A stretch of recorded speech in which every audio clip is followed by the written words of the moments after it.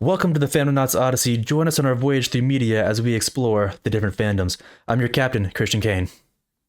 I'm your Captain Markel Fennell, also known as Captain Kells.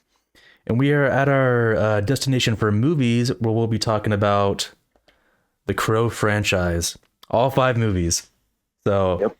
All right, let's go ahead and start with the first one, shall we? So we have The Crow. Let's go over some of these taglines real quick and maybe which ones we like, because there's actually more than one. So let's see here. All right, I'm gonna run these by you. Have you looked at these yet? I looked at a couple, but not all. Okay. All right, so let me know what you're feeling. All right. So we have All right. The Crow. It can't rain all the time. I love it. Yeah, That's my you like favorite that? one. Yeah. That's my favorite one. Okay. The Crow. Nothing is trivial. It's all right. Yeah. All right. The Crow. Believe in angels. No. No. What if I delivered that differently? The Crow. Believe in angels. No. Still don't work. I think when I saw that, I think it was like sentence, like it was like believe dot in dot angels dot or something like that. Okay, fine. Not that one. That one's a little, yeah. All right. The Crow. In a world without justice, one man was chosen to protect the innocent. That was kind It of just sound like that sound like a '90s trailer. Like that one's really long. In a world where a man tries to find revenge You're for right. his love. You know what I mean? In a world. You're right. Yeah, That is like yeah. that old school. Okay. The Crow. Real love is forever. Second place. Okay. I kind of Okay. like that. Yeah. I actually don't like this one at all. Okay. Last one. Yep.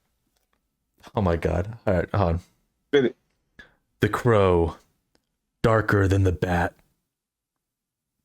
Get that bullshit out of here, man. Yeah, that was a big What? miss. When I read that, I knew. I was like, oh man.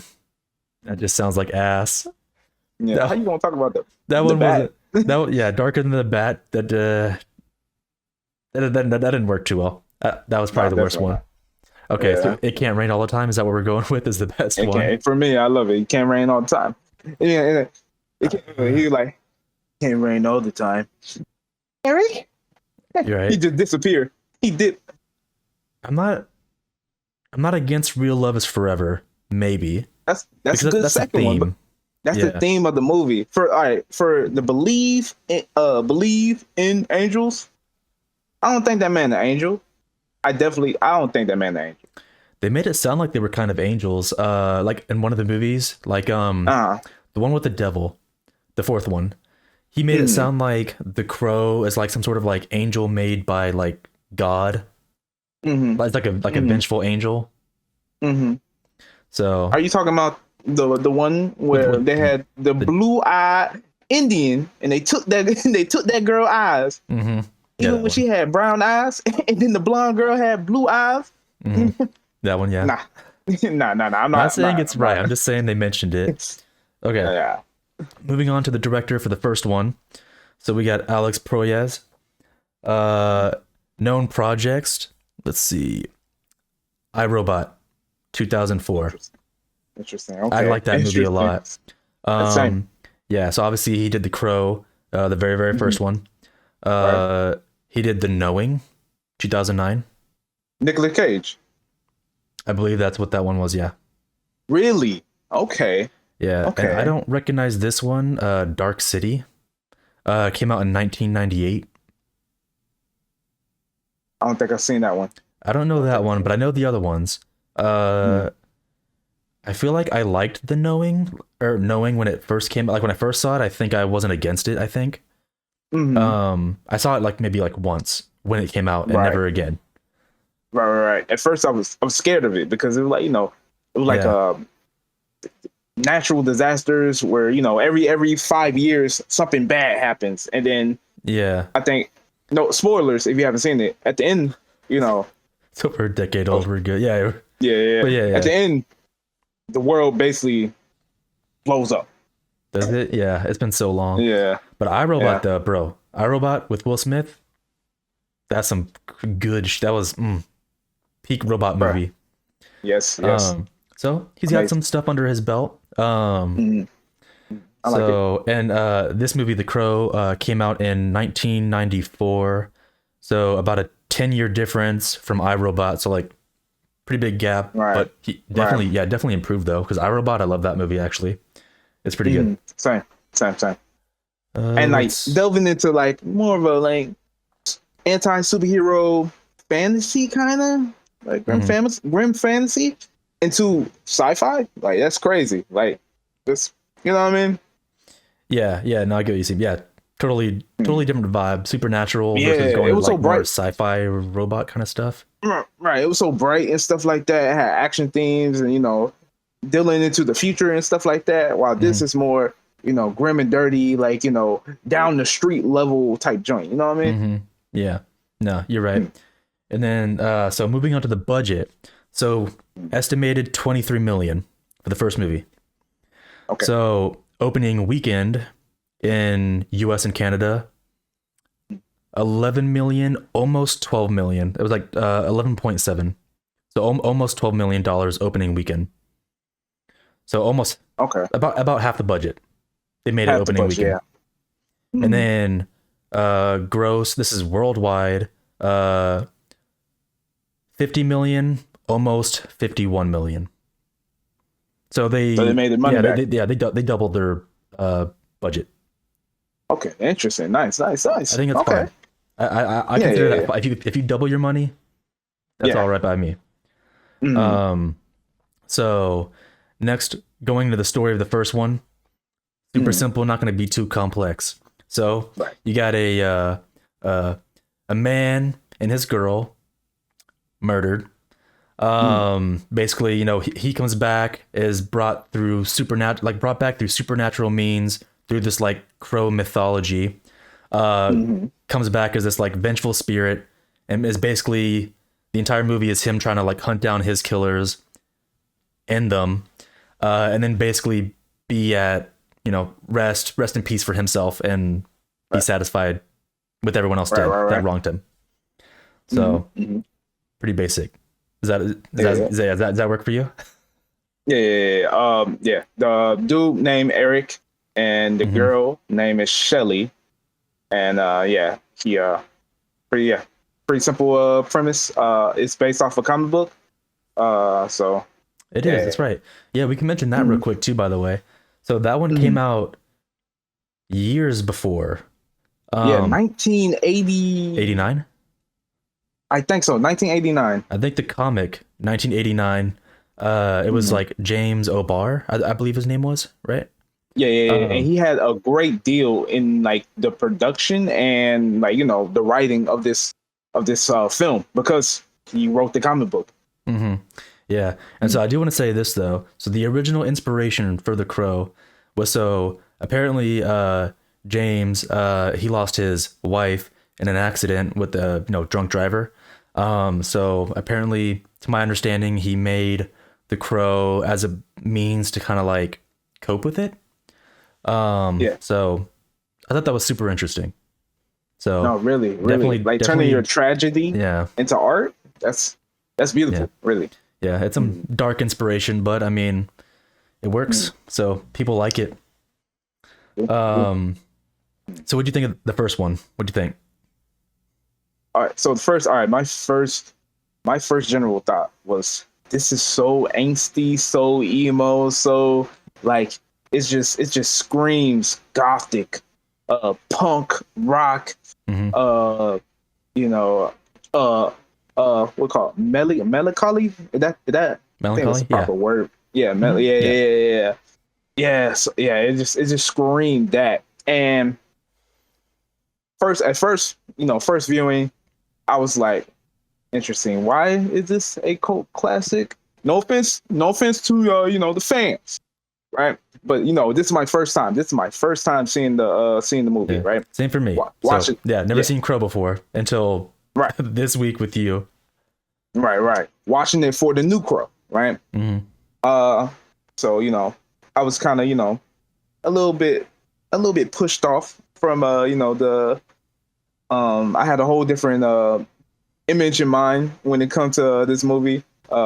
Just seeing it through pop culture and stuff like that. But Mhm. after like letting it digest and stuff, I like it. I like it, especially after reading the comic book and stuff like that. I Mhm. think this is the most well related. Like this mostly followed the comic book. All Uh, right. I ain't gonna say panel by panel, but like it mostly followed the story of the comic book, Mhm. and that made me appreciate it a little bit even more. So like I enjoyed this movie. I enjoyed the movie. Still don't understand why it's a cult classic. Uh, but I enjoyed this movie. I really like it. What Yeah. about you? No, that's good. No, that's fair enough. Honestly, first one, I saw that before reading the comic. I read the comic last. Mhm. First one set the bar for me. So it's like, okay, this is what the Crow movie is supposed to be. Um, Right, right. I like the idea of it. I'm gonna say this more than once. I'm not a huge fan of the comedy. Um, I Mm-hmm. was watching the first one. I've watched all the movies with someone, and for the first one, the one thing that comes to mind is like when he actually, it's right here on screen. He's about to do this like little like this little like dance thing. Yeah, he just did it right on screen as I was saying that. He did that little thing, and like I in general, like if you find out you can't die, and you could like of course you can goof around and have fun with it, but in my eyes, if you have like a tragedy happen to you, like if your loved one like passes away, I don't like the idea of you like goofing around because I feel like it ruins the meaning just a little bit of like what should be like a revenge story or whatever. Mm-hmm. Like it just revenge, like a serious tone, and like a love story, and like Mm-hmm. comedy is like on two different sides of the spectrum. Like I feel Mm-hmm. like you shouldn't do like comedy mixed in with the sad, depressing stuff. So I yeah, that's my thought though. So I get that. I yeah. get that. I get that. Besides that, I think the But first one was pretty similar to the mm, comics. yeah, facts. But bringing back to what you said, I feel like the comics took a more serious approach. Like there Hmm. really wasn't that much comedy and stuff like that. He had like this very poetic type of way that he spoke. He was like, Yeah. "Oh my veins filled with anguish, and the pain that have been suffered and stuff like that." I was like, it's very poetic. For going off of what you said, this is the '90s. You know what I mean? This is the '90s. So as we gonna go talk about the modern one, I think that's where um, your Hmm. your take is really taken seriously, where it's like a Yeah. little bit more serious and stuff like that. Hmm. But this is the '90s, so they're gonna be some like goofy, outrageous stuff, like Twister. They ran through a whole house. You know what I mean? Yeah. We didn't see that in the other Twisters. Yeah. No, I get what you mean. So I mean, yeah, but like besides Yeah, that, like overall, I don't Mm. think it's a super bad like bar set for the franchise. yeah. So Speaking of bar set, like Brandon Lee, I think he really like. I understand for the people who are fans who like, yo, Brandon Lee is the Crow. You know what I mean? Because I felt like mhm, he set that set that status, set mhm, that yeah, set the model of what the Crow is. You know what I mean? yeah, I ain't gonna say should be like, because different interpretations. I ain't yeah, gonna be solid, but I think Brandon Lee really did. Like you can hear the sorrow in his voice, stuff like mhm, that. Whenever he speaks, you can actually feel the pain and whatnot yeah, um, from that. And yeah, he is having a little fun with it, but you can still see that this is like it hurt him like pretty hard and stuff like that. So yeah, I think Brandon Lee did an amazing job, and just even the tragedy behind the production mhm, just make it even sadder. So yeah. yeah. No, Mm. fair enough, fair enough. Also, for the longest time, I did not know this was Bruce Lee's son. I like Jesus. I've known that. Mm. It's always weird to say it out loud. Like when I think about it, like really, like that's his son, but Right. like like I know his name, but it's like just like he's like thinking like, oh, that's Bruce Lee's son is always like a weird thought to me. So it's like, Mm-hmm. yeah, super weird. I get what you You mean. think they look alike? Dude, honestly, I tried to like do a side by side comparison. His Uh, hair is like it throws me off because like Bruce Lee has like that shorter hair. yeah, yeah, Yeah, yeah. Brendan Lee, at least for this movie, his hair was longer. God, I don't know if I see it, man. I'm gonna be real with you. I tried. I'm like, Dang. like if they had the same hair, like is their like face the same or like the structure of their face? I was Dang. having a real hard time seeing it. Dang. Maybe he look like his mama. Maybe he look like his mama. Maybe. Yeah. I think I might have seen her maybe, but I kind of forgot what she looks like right now. I don't know what Um, she look like. yeah, but yeah, I don't know. Hit or miss. I can't. Somewhat like his dad. Also, I just want to say, like, being immortal and still having to use guns and stuff, like, you can kind of tell, like, so from each iteration, Hmm. they give him like different. It's still kind of streamlined the same. Like they have like kind of clairvoyance and stuff like that, memory absorption or redirection, wherever you want to put it. Yeah, Some super agility or human agility. I don't know if this one has super strength. I Uh, think there is some strength added. right, Maybe depending on which right, one you're looking at. right. Definitely immortality and stuff like that. Hmm.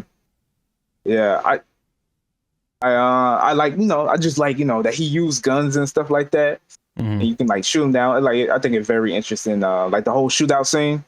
That was Yeah, yeah. Actually, what's your favorite scene in this movie? the first one. Hmm.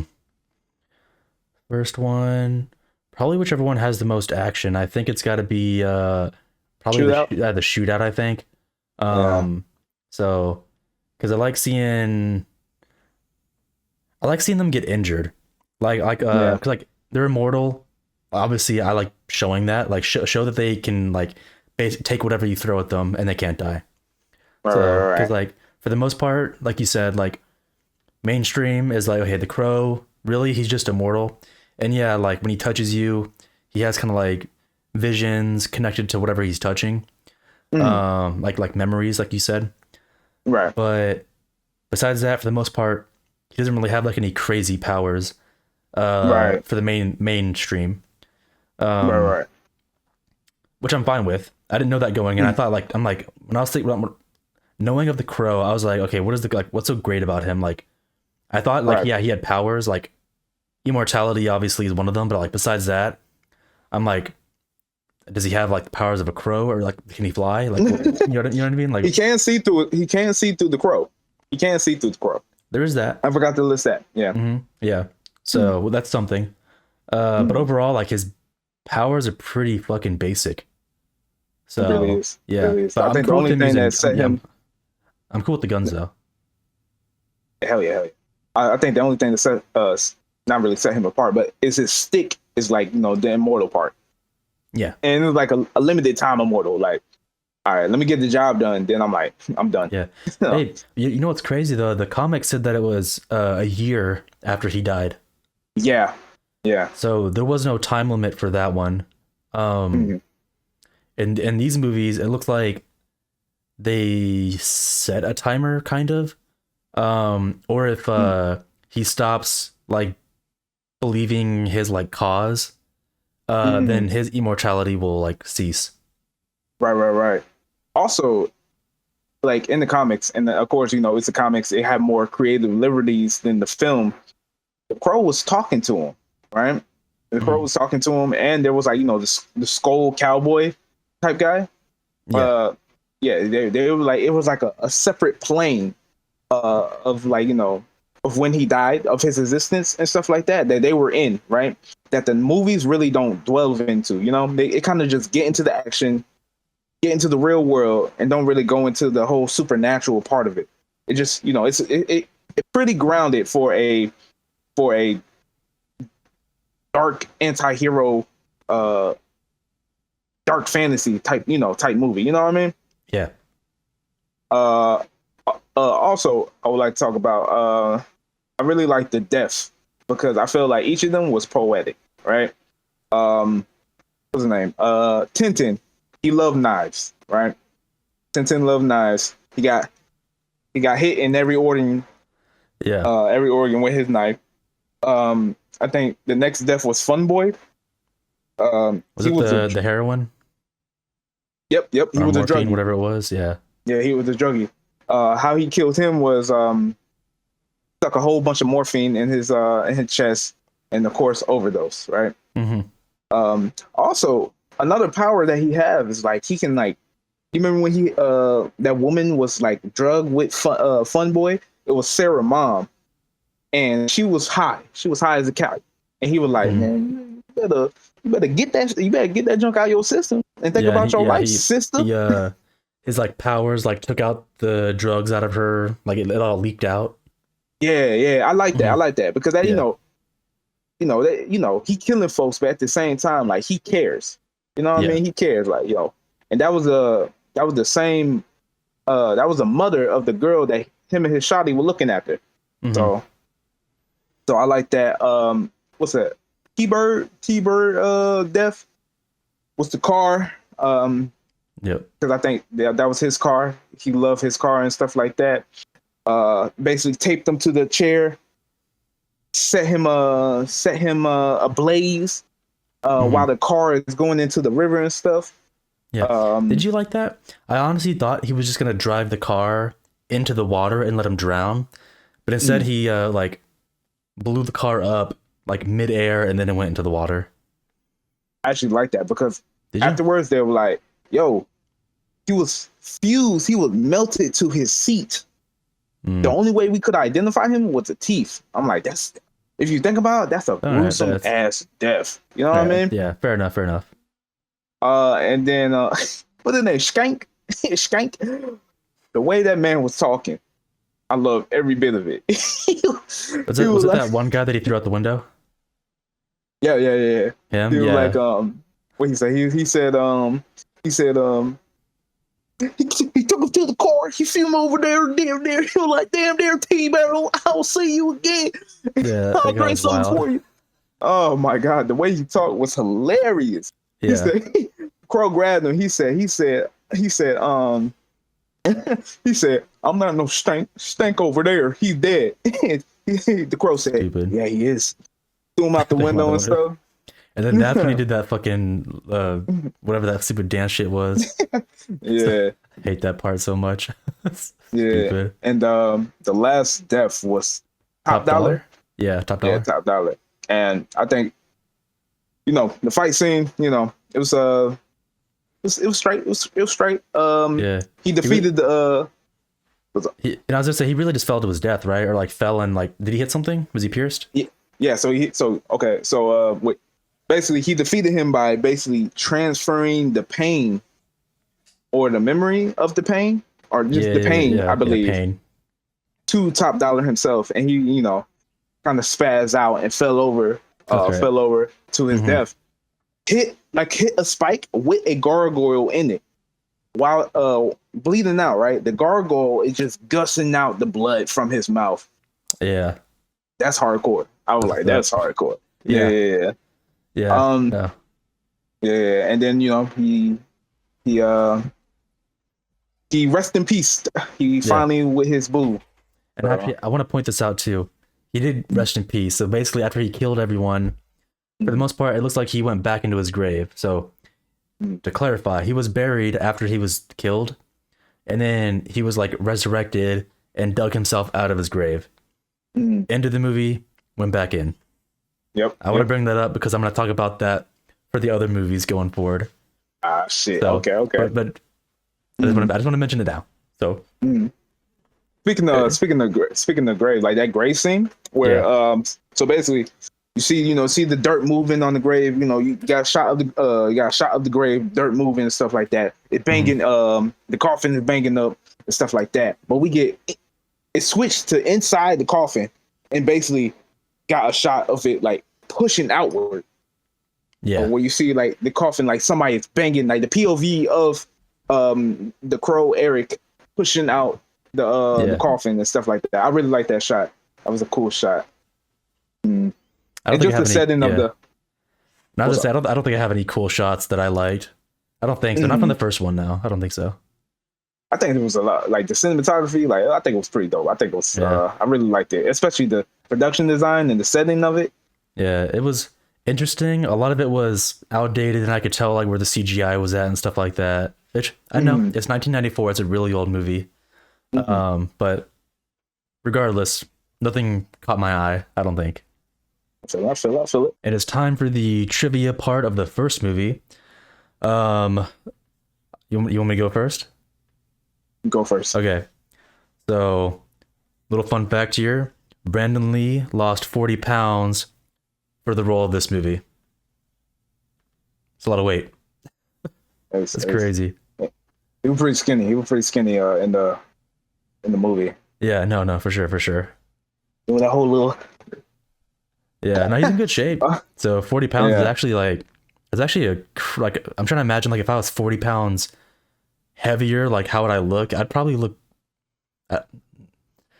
I'd have some weight on me if I gained 40 pounds, bro. That's a lot of weight. Or if I lost 40 pounds, I'd probably be like super skinny. But maybe in a slightly like unhealthy way though, I think if I lost 40 pounds. So, what'd you got? He for was us, super skinny. Yeah, he was. Okay. What'd you got? So my trivia is during the first day of shooting in Wilmington, North Carolina, a carpenter suffered several severe burns after his crane hit live power lines. On sequential day, a grip truck caught fire, and a disgruntled sculptor crashed his car through the studio plaster shop, and a crew member accidentally drove a screwdriver through his hand. And the reason why I picked this trivia is because it was just a bunch of weird, crazy Final Destination type joint that was happening in this set, and I was like, no, I would have been stopped shooting at that point. No, honestly, driving a screwdriver like through your hand is actually pretty fucking crazy. Yeah, I don't even I can't even fathom how how you attempt that. you'd have to have just the weight and like you know what I mean, like you just have to something has to fall or push through your hand pretty hard and fast to freaking penetrate, and because a screwdriver, was it a screwdriver? So crew member accidentally drove a screwdriver. Yep. Not even a drill. Those aren't super sharp, so it's you'd have to really have some force behind it. Unless you're talking about a small one. The small ones are kind of sharp, but maybe if it's a smaller one, maybe. You still got to put some force behind that. Yeah. I work in maintenance. I ain't never did that a day in my life. So I don't know what's happening over there. So yeah. Shit happens. Hey, just the daily life on set, right? Just fucking daily. Shit. Do you just hear what I just said? Final Destination. Shit with curse, man. Maybe. I think isn't that a rumor that was it Brandon Lee's family was cursed or some shit like that? I don't know. Did you hear about that? I thought I heard there's some sort of rumor of a curse or whatever. I don't know, because didn't Bruce Lee die, or did he die from cancer or something like that? No, he did. I think he did die. How? I don't recall, but maybe he died, and then his son died, and so rumor was that there's a curse going on, killing them or some shit like that. Right. So maybe that curse was on set, and it just started fucking, causing shit to happen. Maybe. Yeah. I don't know. Which make you think, these movies that do demon or ghostly type joint, I don't know what you might be releasing out there. You know what I mean? Maybe you might, who knows? Who knows what's beyond the grave? Yeah. But anyway, I don't buy it. I think it's all just super bad coincidence. Shit happens, unfortunately. So maybe. What was it, a gun misfired for Brandon, or a prop gun or something?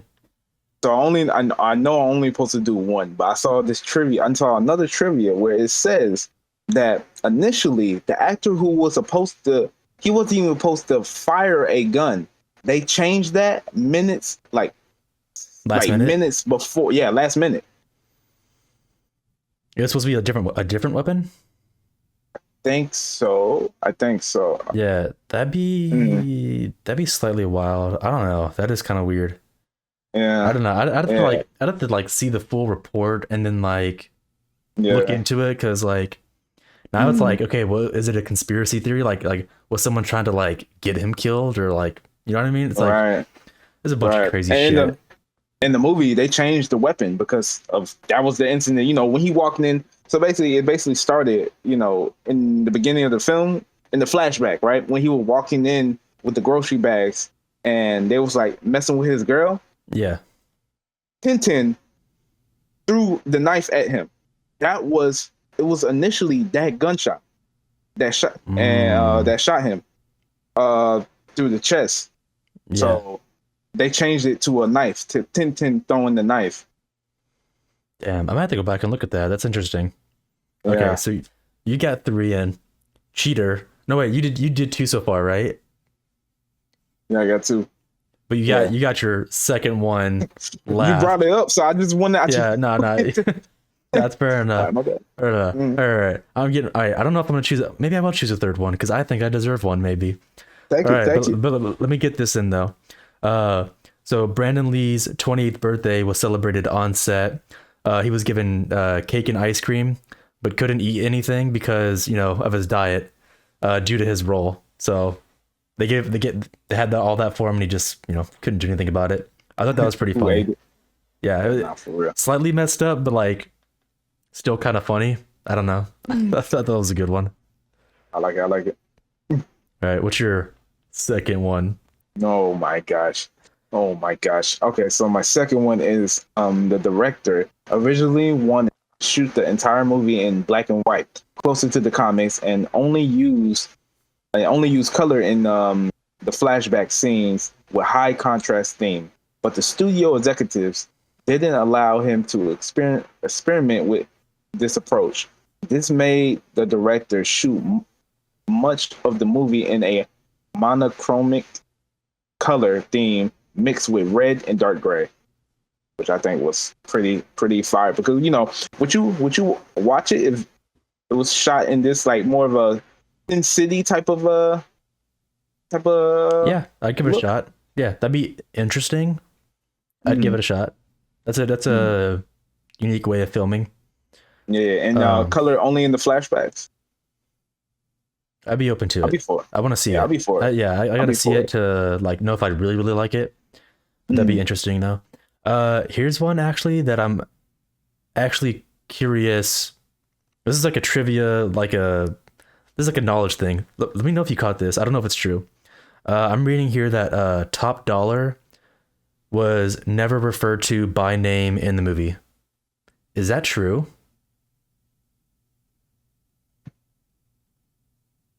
That means that they never said his name. What they call him? The boss in there? Maybe. I feel like I gotta go back and look. I How don't do I remember know that that. his name is? I mean, I did see his name when I was looking up the bad guy, and it was Top Dollar, but they never mentioned I, his s- name in the movie. nah, I swear they mentioned his name. I swear they mentioned his name because I I watched the movie before I read the comic book. Yeah, How like I knew his name was Top Dollar, or maybe that because IMDb. No, I that's knew his name was Top Dollar. okay. All right, hold on. Let me put a pause right here. So for anyone watching this, if you recall the movie, just let us know, was Top Dollar ever mentioned in the movie? Like the main bad guy. Because if they never said his name in the movie, that is actually kind of weird. I thought they did. But Yeah, maybe they didn't. Maybe I looked up his name and I'm like, okay, this guy is Top Dollar. facts. I might have to go back and look, dude. That's actually true. That's a little weird that they No, that's never say crazy. his name. What would you rate it and what you put it in your collection for the first movie? I'm gonna be real with you. I'm not a huge fan of the Crow franchise. I Mm, know I'm dressing up a little bit. mm, I don't think like I don't think I want the Crow in my collection to be real with you. mm. Okay, okay. That is me. What Rate what will it. you rate it? modern day, me watching it, I didn't watch it back then. 6. I feel like it's average. Okay. Okay. All right. Nice. All right. Like Yeah. 5 or 6. Okay. Okay. I'm with it. I'm with it. I'm with it. Is and for you? I'll add this to my collection. I'll add this single movie to my collection. Not single, but just this selection of movie in my collection out of the first franchise. Yeah, you want the first one? Okay, that's fair enough. Yeah, and then the rest I will just decide as we go through it. Okay. And the rating? I rated 6, which is good in my standards. Yeah, All right. wasn't I ain't gonna say it was average. I did like it. It was it was good. All right. Fair enough. We ready to go to the second movie? Yep. Let's go to the second one. All right. So we got The Crow, City of Angels. So this is the second movie. Sorry. You all right? It's just this movie put the bad taste in my mouth. Continue. Oh, I thought you were serious. You're being No. Okay, now this movie was pretty rough. Moving on to the taglines for the second movie. So let me hit you with these. Let me know if you like any of them. So we got the Crow, City of Angels. There will be another. That's it. I mean, basically, it seemed There's nothing else. That's it. that was the only tagline. No. There's more. I'm just letting you know that's the end of the first one. Like, there will be another.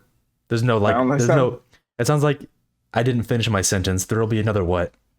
There will be another crow. Like, you know what I mean? Yeah. It sounded like any other sequel. That was not good. That was not good. Okay. The Crow, City of Angels, believe in the power of another. No. Okay, that was bad. Okay. Yeah. All right. Oh god. Okay, this is the longest one. So we got The Crow, City of Angels. In a world where the forces of darkness rule, justice is about to take flight. It's the same thing. The same thing you just did with the first one. The world which justice. You're right. It is in a world. God damn it. Anything that's more than like a couple words, I don't think it's tagline. I think it's a whole damn trailer. That's fair enough. Here's another. I got 2 more. The Crow, City of Angels. The spectacular sequel to The Crow. No. You're just telling me what I'm getting now. I like that one. That was actually pretty fucking funny. Okay. Oh god, okay. This is the last one. I think this is the flop too. The Crow, City of Angels. It's another time. It's another world. And another has been chosen. No. No. Well, you gotta choose one. Which one is it gonna be? Oh, I got to choose one. You gotta choose one. Which one's what's gonna be? There will be another. Believe in the power of another. In a world where the forces of darkness rule, justice is about to take flight. The spectacular sequel to The Crow. It's another time. It's another world, and another has been chosen. You gotta choose one. What's it gonna be? It's another time. It's another world, and another have been chosen. I'm gonna be real with you. I'm choosing the spectacular sequel to The Crow. That one's actually pretty fucking funny. I'm not gonna lie. That's mine. That's my choice. That would be my second pick. It's so dumb. It just works. I like it. I enjoy it. Okay. So moving on to the director for the second movie, we got Tim Pope. And let's see. Boy. Yeah, let's see if we got any. No, let me know if you know any of these movies. I don't. Hold on, this is old. Don't Look in the Basement. That's 1973. That is old. Hell nah. Never heard of it. This one's more recent. It's called, but it's labeled as a. Okay, he was a writer for Don't Look in the Basement. He's the producer for Speed Date. It looks like it's classified as a short film, I think, in 2019. Yeah, nah, I ain't never seen that. And then this one has nothing on it. It's just called Drone. It says he was a director of that. So he doing drone shots. It ain't no movie. It's just drone shot. Okay. It's just it's real. He doesn't seem like he's very known for any of his work.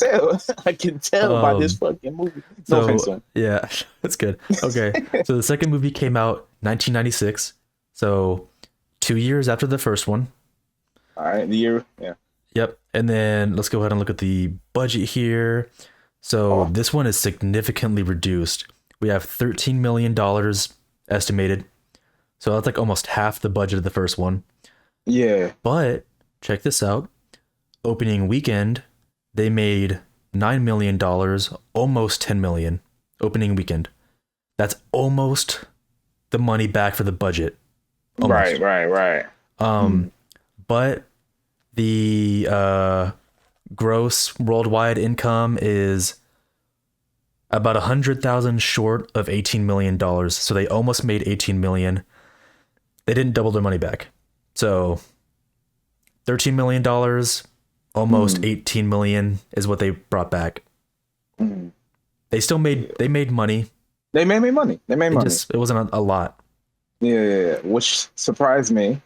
Would you consider this a flop? What consider a flop? So me personally, I'm always gonna be like, okay, if you're bringing in money, that's always a good thing. I feel like that's probably almost considered I think it might be a flop in the industry standards. I think, because they basically just made $4 million above their budget, like just about. Right. That's Right. not that doesn't sound impressive. That sounds really You got a bad. couple. You got some change back. You got some change back. Yeah. So the studio probably wasn't a crazy big fan of that number, but it made profit. That's the plus side. Okay. Okay. All right. Interesting. So Interesting. going into the story real quick, just kind They ain't of, having my money. I'm telling you that right now. I'm sorry. I probably wouldn't have seen this back in theaters if, well, I mean, I wasn't even alive yet. I was Nigga. I was born the year after. Um, I was okay, born this year. yeah, okay. Story. I got this super simple, just like the first one. So you got a father and his son. They witness a murder by accident, came across it.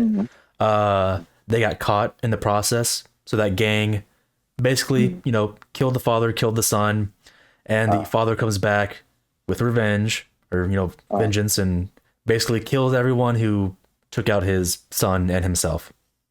Okay. So same Okay. just as the first movie. It's always coming back to get revenge for Right. the wrongful deaths. Right. Yeah. What'd you think? Not by accident. They did not find that thing by accident. You want? Oh my god, are you about to say the son? Are you about to make? Oh my god, no, I know what you're. No, okay, actually, wait, honest. No, you were right. When I was watching this movie, dude, I know exactly what you're about to say. I was watching it with my girl, and she like the kid heard a gunshot, right? Just for everyone to know, they're in like this like garage, like I don't know, workshop or something, whatever it is. The kid hears a gunshot outside, and he's like, "What's that noise?" And he decides to run towards the fucking gunshot with a outside. big ass smile. With a big Yeah, ass smile. dude, he's excited. He's like, "Gunshots? What is that?" And he starts running. He starts running to it, and then obviously the father chases him, and I'm like, dude, in what world? And this kid is young. He's not like a teenager. He's like pretty young. Like right. not saying toddler, but like he's under 10. Right. And I'm like, you're telling me this kid, like kids, if they hear something that sounds scary, they're not gonna go. They may ask about it, like what was that? But they're not gonna Right. like run towards an unknown noise of origin. Like there's just Exactly. no fucking chance of that. Go ahead. All right. So go ahead and make the gunshot. I'm gonna show you exactly how this kid looked. Yeah. Wait. Was it multiple? I think it was maybe. Yeah. Just do two. Just do two. Alright. All right. Bang bang. Looked over to his dad like, and then he ran off. He was Yeah. jets. His father looked at him like, he was like, "Why you looking at me like this? Yeah. Is this not a good sound?" Yeah. There's no survival instincts. That's survival of the fittest, bro. If your kid or your offspring or whatever like runs towards dangerous noises, They can have him. your kid's done. Just like you've seen A Quiet Place, the first one. Yeah. I always think about the kid, like they know that they're in a world where you can't make noise, and that kid like plays with a toy and it goes off, and I'm like, see you later, bud. Like you're I'm done. like, I need a new child anyway. You feel me? Yeah, We're like, ready to like- make a new one. Like, you know what world we're in. You decide to fuck with the toy, and now it makes noise, and you could throw it. I know he's a little young, but like you could like just get rid of it. Instead, he's But even like, then, exactly, it's like, man. wee you, wee you, wee you, and it's like, really, dude? Come The on. kids in movies have no type of reason skills. They should. The only reason why they living is because they in the movie. That's it. Yeah, Like it's crazy, bro. Accidentally, I think not. It was all on purpose. The son wanted to die, and he brought the father into it. yeah. That's what I'm thinking. I don't know. Yeah, this stuff was pretty rough. I think honestly, man, the second movie might be the worst for me. Speaking of the second movie, this is him on the screen right now, the actor. So I don't know, man. I just freaking I'll be honest, the actor wasn't doing it for me. His acting, I think, threw the movie off like really bad. Almost definitely. So And I'm gonna say not just him. The main villain, I couldn't stand. When he got stabbed. When he got stabbed with the little the pipe, right? And he did that whole little thing, like yeah, stuck to the pipe. And when so the first movie, he killed the main antagonist by pushing him off the building and basically giving him the pain of his lover, right? yeah. I'm cool with that. That's a good. I think that was a good kill. That was a good kill. Second movie, this man calls a swarm of crows. Oh yeah. And directed to him, and they all going through him like a. This is where he tried to take his power, right? Mm-hmm. Yeah. So the bad guy tries to take the crow's immortality, which I think it works. So instead of killing him, he like the main guy like summons down the crows, and the crows just like I don't even like basically not eat him up, but like they literally go through him, not like bullet holes, but they like spiritually, I guess. Yeah, go like through him. They like spiritually defeat him. Yeah, and I was like, right? Yeah. And okay. So the villain, I didn't like the acting. I think his name was Judith, right? The crow, the main character, I think his name was Ash. Didn't like his acting. You remember when he came back from the dead, right? He went into his mechanic shop. He a mechanic, right? Yeah. And basically, his son drew a picture of him, and the son and him. He drew a picture, right? Of them together, right? The man grabbed the picture. He grabbed it like this, and all you see that after doing this, as the picture is like floating, Yeah. Halfway, you just oh my until god, you break down and then actually cry. You're so fucked up. That's funny as hell. No, I know what you mean. No, I'm not even bashing on him for like. I mean, I get you are a little bit like his like human acting while he's alive, but when he went into the crow, oh my god, I don't like his crow. Like he's always like, I'm the crow or whatever the fuck he was doing, bro. and then like he always did that thing where like instead of like looking normal, like he did this like thing with his lips where like I'm the crow. Like he had that like he did that like his like. He always like showed a bunch like so much teeth. Like it was weird. And then God, just like some of the things he did, they brought back the comedy shit. He like caught one of the goons and he like had a fucking deck of cards on him. He's like, pick a card, any card, and the dude's like he fucking chooses a card. And like I didn't even know like what they were doing. Like they didn't explain it. I forget. Like if you got if you got the right card, like it seemed like to me if he got a different card, he wouldn't kill him. But if he had the same card, he would kill him. I didn't understand what was going on either. I think I know what it was. I think the first what you're supposed to, I think what you're supposed to do is whatever card you like. Say you get a 9. I think if the crow pulls a card and it's under 9. I think if he pulls a lower card, you survive. If he pulls a higher card, I think he's gonna kill you. Is what I think they were trying to go for. I don't know. Interesting. That's the best. That was my best guess. In the moment, it wasn't clear, and I was like, "What fucking magic trick game are they trying to play?" Right. Right. But that does make me mad that he had a deck of cards on him. Like he like literally, this is like he gets resurrected. Just to clarify this too, the first movie, you know, Brandon Lee, he puts the makeup on. It's based off of like that like clown jester makeup that where he saw it from. It was like he saw it from somewhere, or like his girl dressed him up or some shit like that. Do you recall what it was? Well, he didn't have no shotty. He didn't have no shotty at that point.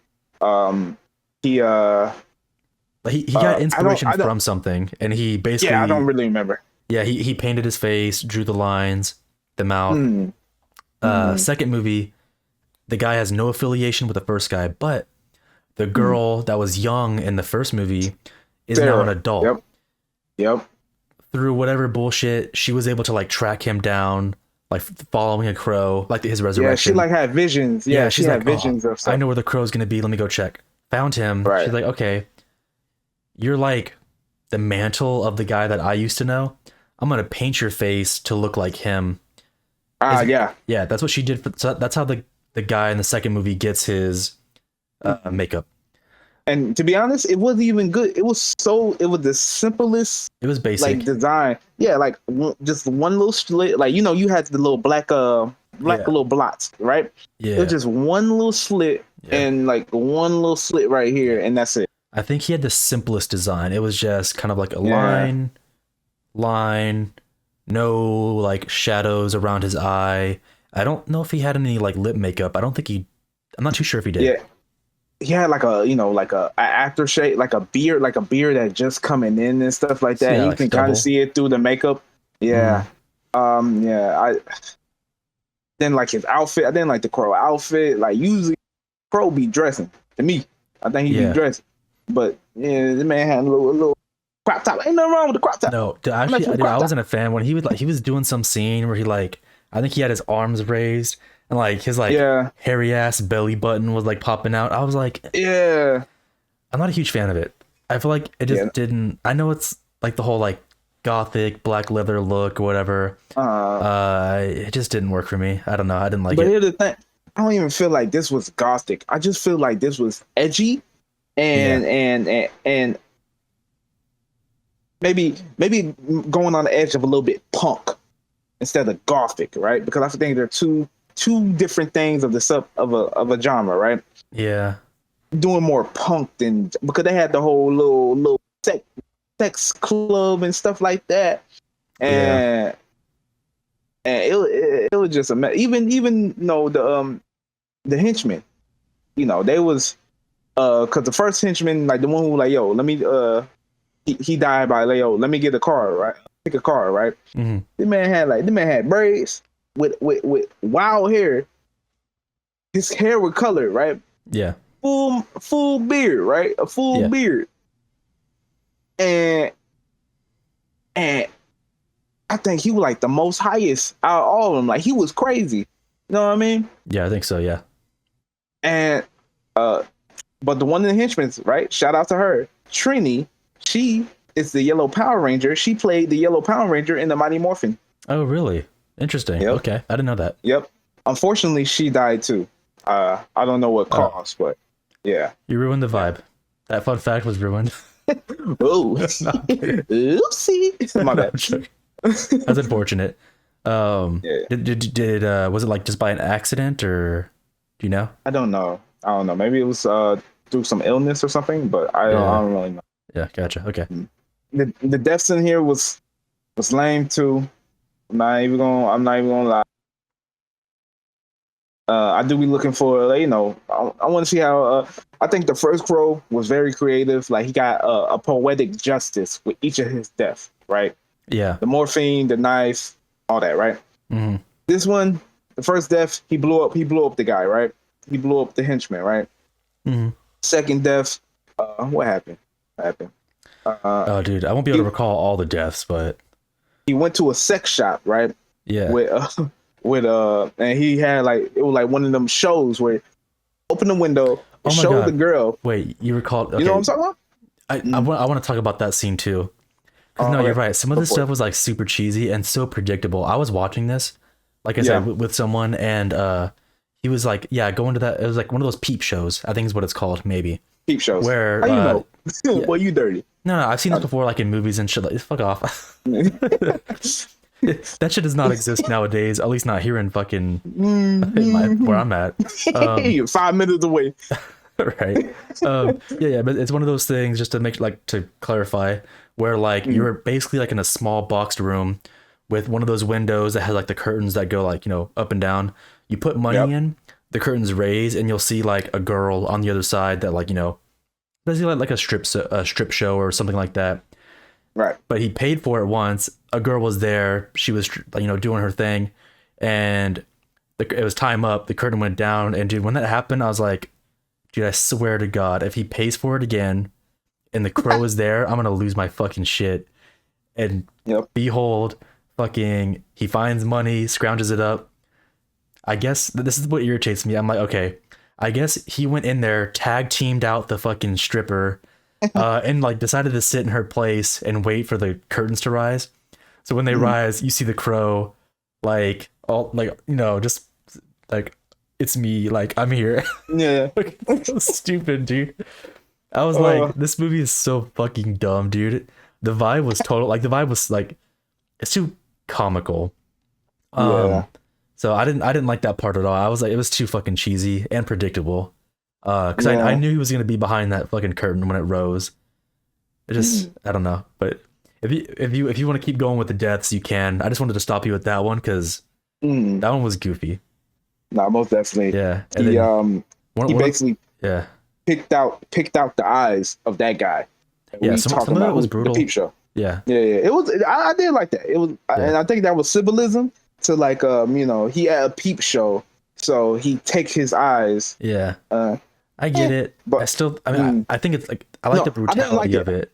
Yeah, I like the brutality, but I didn't not like. the- yeah. I didn't like the method in how it got there. Right. Yeah, it was a little weird. The second one, I think that was when Trini, she died, and basically she a ninja.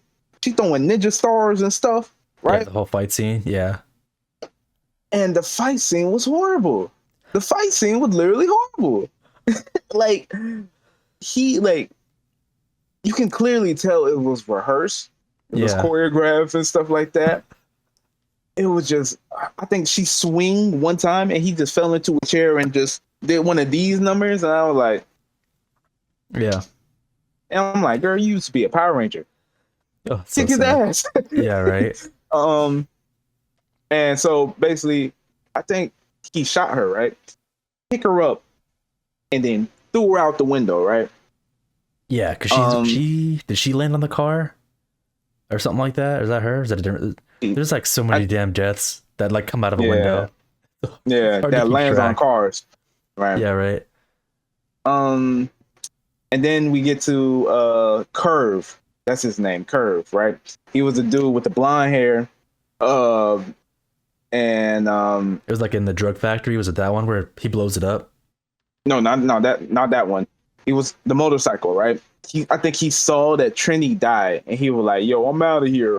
I'm out of here." Right? He was the second in command to Judas, right? Yeah. And basically, the Crow, Ash, and Curve, the second henchman, they was doing the chase, right, on the motorcycle, right? Yeah. The Crow basically is on the bridge, and the henchman is going through these tunnels, right? No, he saw Trini die. And he went to the sex club. He went to the sex club to have a little drink, do a little blow, Yeah. let it all go, right?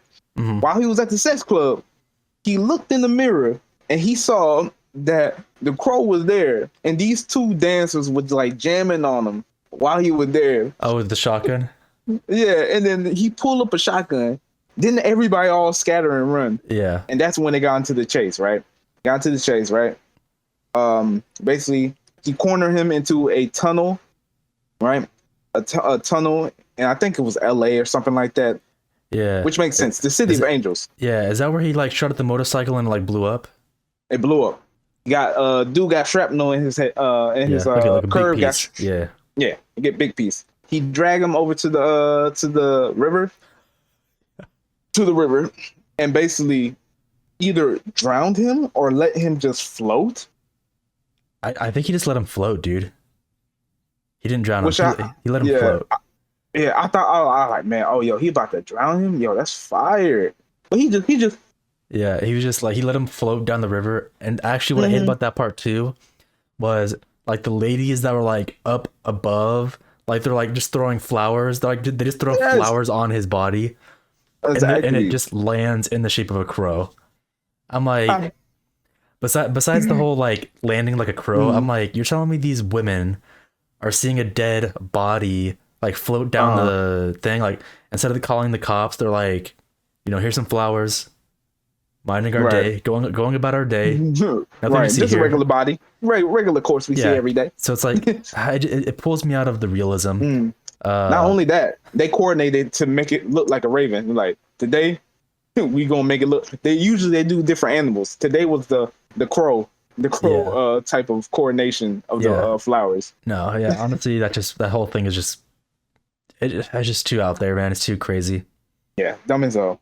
And then so we get to Judith, right? Mm, Which is the villain.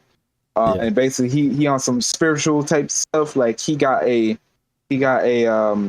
woman who is like a prophet for him. That'd be Yeah. a correct word, like a prophet, right? She got Prophet. no eyes. Yeah. I can't recall what they Oracle, freaking maybe an oracle. oracle. Yeah, like an oracle type Yeah, thing. Yeah, yeah. yeah. She got no eyes. She can only see visions and stuff like that. She Yeah. tell him like, "Yo, you kill this bird, you get the power." Right? They kill the bird, they get the power. Um, Matter of fact, they basically crucify the bird. They crucify the bird, and for like they stick a nail in each of his wings, and for every nail that go into the bird's wings, Ash feel it. The new crow feel it. Yeah. So he climbing up the building, trying to get to his girl because they stole Sarah. And basically, as they stick these nails in this crow, he like ah while he climbing the building. That's another thing that pissed me. I don't know. Yeah. But Yeah. anyway, You just didn't like anything. The acting, really the acting is the biggest thing. and when Sarah died, right, Mhm. there was a good 20 feet of space between them, right? The man Judas had the little sword, right? He had the sword. He won't kill the crow. Yeah. He wasn't like, preparing to attack nobody at that point, right? He Hmm. was just walking towards him. This girl, Sarah, ran into the knife. And I'm Yeah. like, you die. Did you die like this? You literally wanted to die. That made no sense for me. Yeah. Man, bump this movie, man. Go to the Okay. next one, man. I'm You tired go of with it. No, it's fair enough. Trivia. trivia. And we're at the trivia part for the second movie. Do you want to go ahead and start off? Yes. So the trivia I got 3 trivia. The trivia I found is wanting to avoid comparison with the Crow 1994 film and Brandon Lee. The writer originally intended to have the character of Sarah return as a female Crow. Ooh, is that the end of it? Yeah, that was the end of it. A female Uh, crow. That's interesting. yeah, But like she would come back with the actor, or like this movie would just she would be the main crow. I think she will be the main Crow. I think, yeah, I think. That's honestly that's actually super interesting to me to kind of throw in a female version of it. I don't know what your Mhm. thoughts are on that. Do you like that or no? I don't like it. No? It's interesting. I just want to see the design. I think that's what I want to see. My problem is if they didn't want to. I mean, like, yeah, you can make it a sequel, right? And Mhm. continue. I say just don't continue along with the story. Like, leave Sarah out of this. Make your own thing. You know what I mean? Like, Okay. So if it wasn't Sarah and it was a different female that became the crow, would you be open to it? yeah, because I just feel like, okay, so coming from the Crow, right? The first Crow. Yeah. This is a totally different, like, totally different film, and I don't have to relate, but at the end Yeah. of the day, if you're going to have them in the same type of, like, like, oh, it's, this is, it's a different person, but it's still in that same type of universe, right? Mhm. Because I believe each Crow's in a different universe, right, or something like that. Yeah. I I would want them to have at least some connection, or maybe some aesthetic of the same film, Yeah. right? But not too much. Yeah. Not too much, but, like, at least, if you're gonna use the same character, like, make it where the world is, like, somewhat, can Yeah. be in that universe. That makes sense. Yeah. No, I get what you're saying. Okay, fair enough. All right. I'm gonna go with my trivia. I'm gonna go with my longest one first. So Ash, that's the crow from the second movie, was designed to be different from Eric, that's the guy from the first movie, as much as possible. So Eric was a skilled fighter. Ash is more of a trickster, to the point of performing magic tricks. That's that. Yeah. So that's the whole magic shit we're talking about. Also, Eric was a musician, about to be married, and Ash was a mechanic and a single father. I do want to bring up, though, so the comic, Eric, I believe, is a mechanic in the comics. The first movie, they didn't do the mechanic thing. They kept Eric the name, but they didn't do him as a mechanic. So the second movie, different character, but they used the mechanic, like, role to kind of like a nod to the comics. So but still a different character, though. So another interesting one. Interesting. To be honest, I did kind of like that. Did you? Out of all the stuff I hate about this movie, I did like that he did, like, use his, like, magician tricks in his, like, as his crow. I did kind of like that. If he, like, maybe use them to, like, kind of like kill his henchmen, I probably would like that better, instead of him, like, I don't know, like, blowing up and stuff. Like, maybe he use the cars and, like, slit one of the throats, or, like, throw the cars and, like, they hit vital points and stuff. That would be like, interesting. Right. They Or, like, didn't push for that enough. If they wanted him to be magic tricks, they didn't push for it enough. I don't think. Not for me. Yeah. I do like the differences. And also the callback to when you said, the main character, his job was the mechanic in the comic book. Yeah, comic book references and stuff like that. Yeah. Also, he a single father, which is, shout out to all the single fathers out there, single mothers as well. But I'm not one of them. So yeah. All right, what's your next trivia for me? Okay. So my next trivia is the theme of the first film was rain. In this film, it's smoke, because the filmmakers wanted the City of Angels to have an apocalyptic feel to it. And that's it. That's fair enough. Rain and smoke. Honestly, that's not super crazy. I'm glad there's a difference. But I don't think to be honest, I don't think I was thinking about that when I was watching it. Yeah, I might have noticed it maybe, but I didn't really give thought to it personally. I don't think. But it's still cool though. Yeah. So I think cool little world building, I want to know, is there a theme? There's probably not. Is there themes for each movie? Probably not. I don't think so. I think maybe that was a far reach coming from somebody who, like, interviewed one of the crewmen. They probably dropped it because the third movie, there's probably not a theme like that. Definitely not for the fourth movie. And then the new one is like maybe a reboot or something, or whatever it is. They probably dropped the themes. Because I actually think the first one, the modern one, the new one, right? I think it is a reboot, because I think the guy's name was Eric. Maybe not reboot, but it's like they doing it as a, like, a nod. The guy name was Eric and the girl name was Shelly, I think. I think so. We'll double check it when we get to there for sure, but I think you might be onto something with that. I'll go ahead and do my next and last for me. I thought this one was interesting. So Alex Proyas, the director of the first film, apparently refused to return as the director for this film. So because of that, Tim Pope was hired.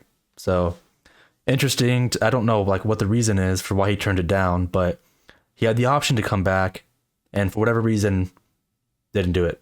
So thought that was interesting. Mm-hmm. Okay. I do think that's interesting. One, because I like this movie, and because I like iRobot, and I think I like knowing. I would rather have Alex Proyas. Proyas? That's how I'm saying it. Yeah.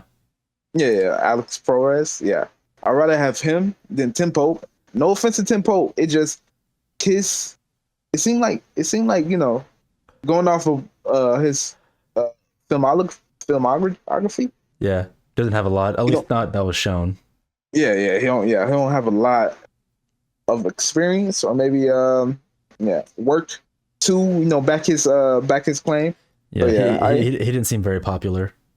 Yeah. So yeah, that's interesting. That's interesting though. Yeah, the question is if the first guy directed the second one, would it save the movie or would it just still be a flop? That's the question. So I don't know. What do you think? With a different director, maybe there's a different cast. So honestly, kind of hard to say. I don't know. And he could have turned it down because maybe he's like, I don't like the first one is good where it's at. I don't want to do a second one. Maybe he saw the script and didn't like it, or maybe he was just busy, like life, family, stuff like that. So right. No way of or knowing maybe he was kind of not traumatized, but like it's that from Brandon Lee. Yeah, so it could hit home with him. Like yeah, possibly. I'd imagine maybe there's a chance that he could have made it differently. Maybe. Yeah. So definitely, maybe elevated a little bit. Yeah. Yeah. But all right, you have one more trivia, right? Yeah, this is a long one. The longest one. Okay, go for it. Yeah. Okay. The ending of the film in the final cut is not the one originally intended by the director. The ending originally intended by the director is a downer ending. It has a pause during the final battle. After the crow has been killed, greatly weakens Ash. Danny appears to him in a vision, which is his little brother. Or no, his son. I'm sorry. His son. And tells him if he doesn't die now, he will never be able to do again. Ash refused and returned to life to save Sarah, which was the girl who got stabbed and the little girl from the first movie. However, Sarah is then sadly killed by Judith.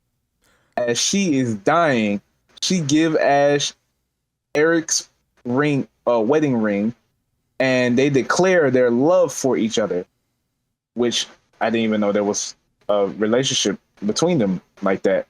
But anyway, Ash then receive a heroic second win and use a murder of crows to devour Judith. The film then ends with Ash as an immortal wandering the earth, unable to die, and reunite in the afterlife with Danny and Sarah. That's interesting. Interesting.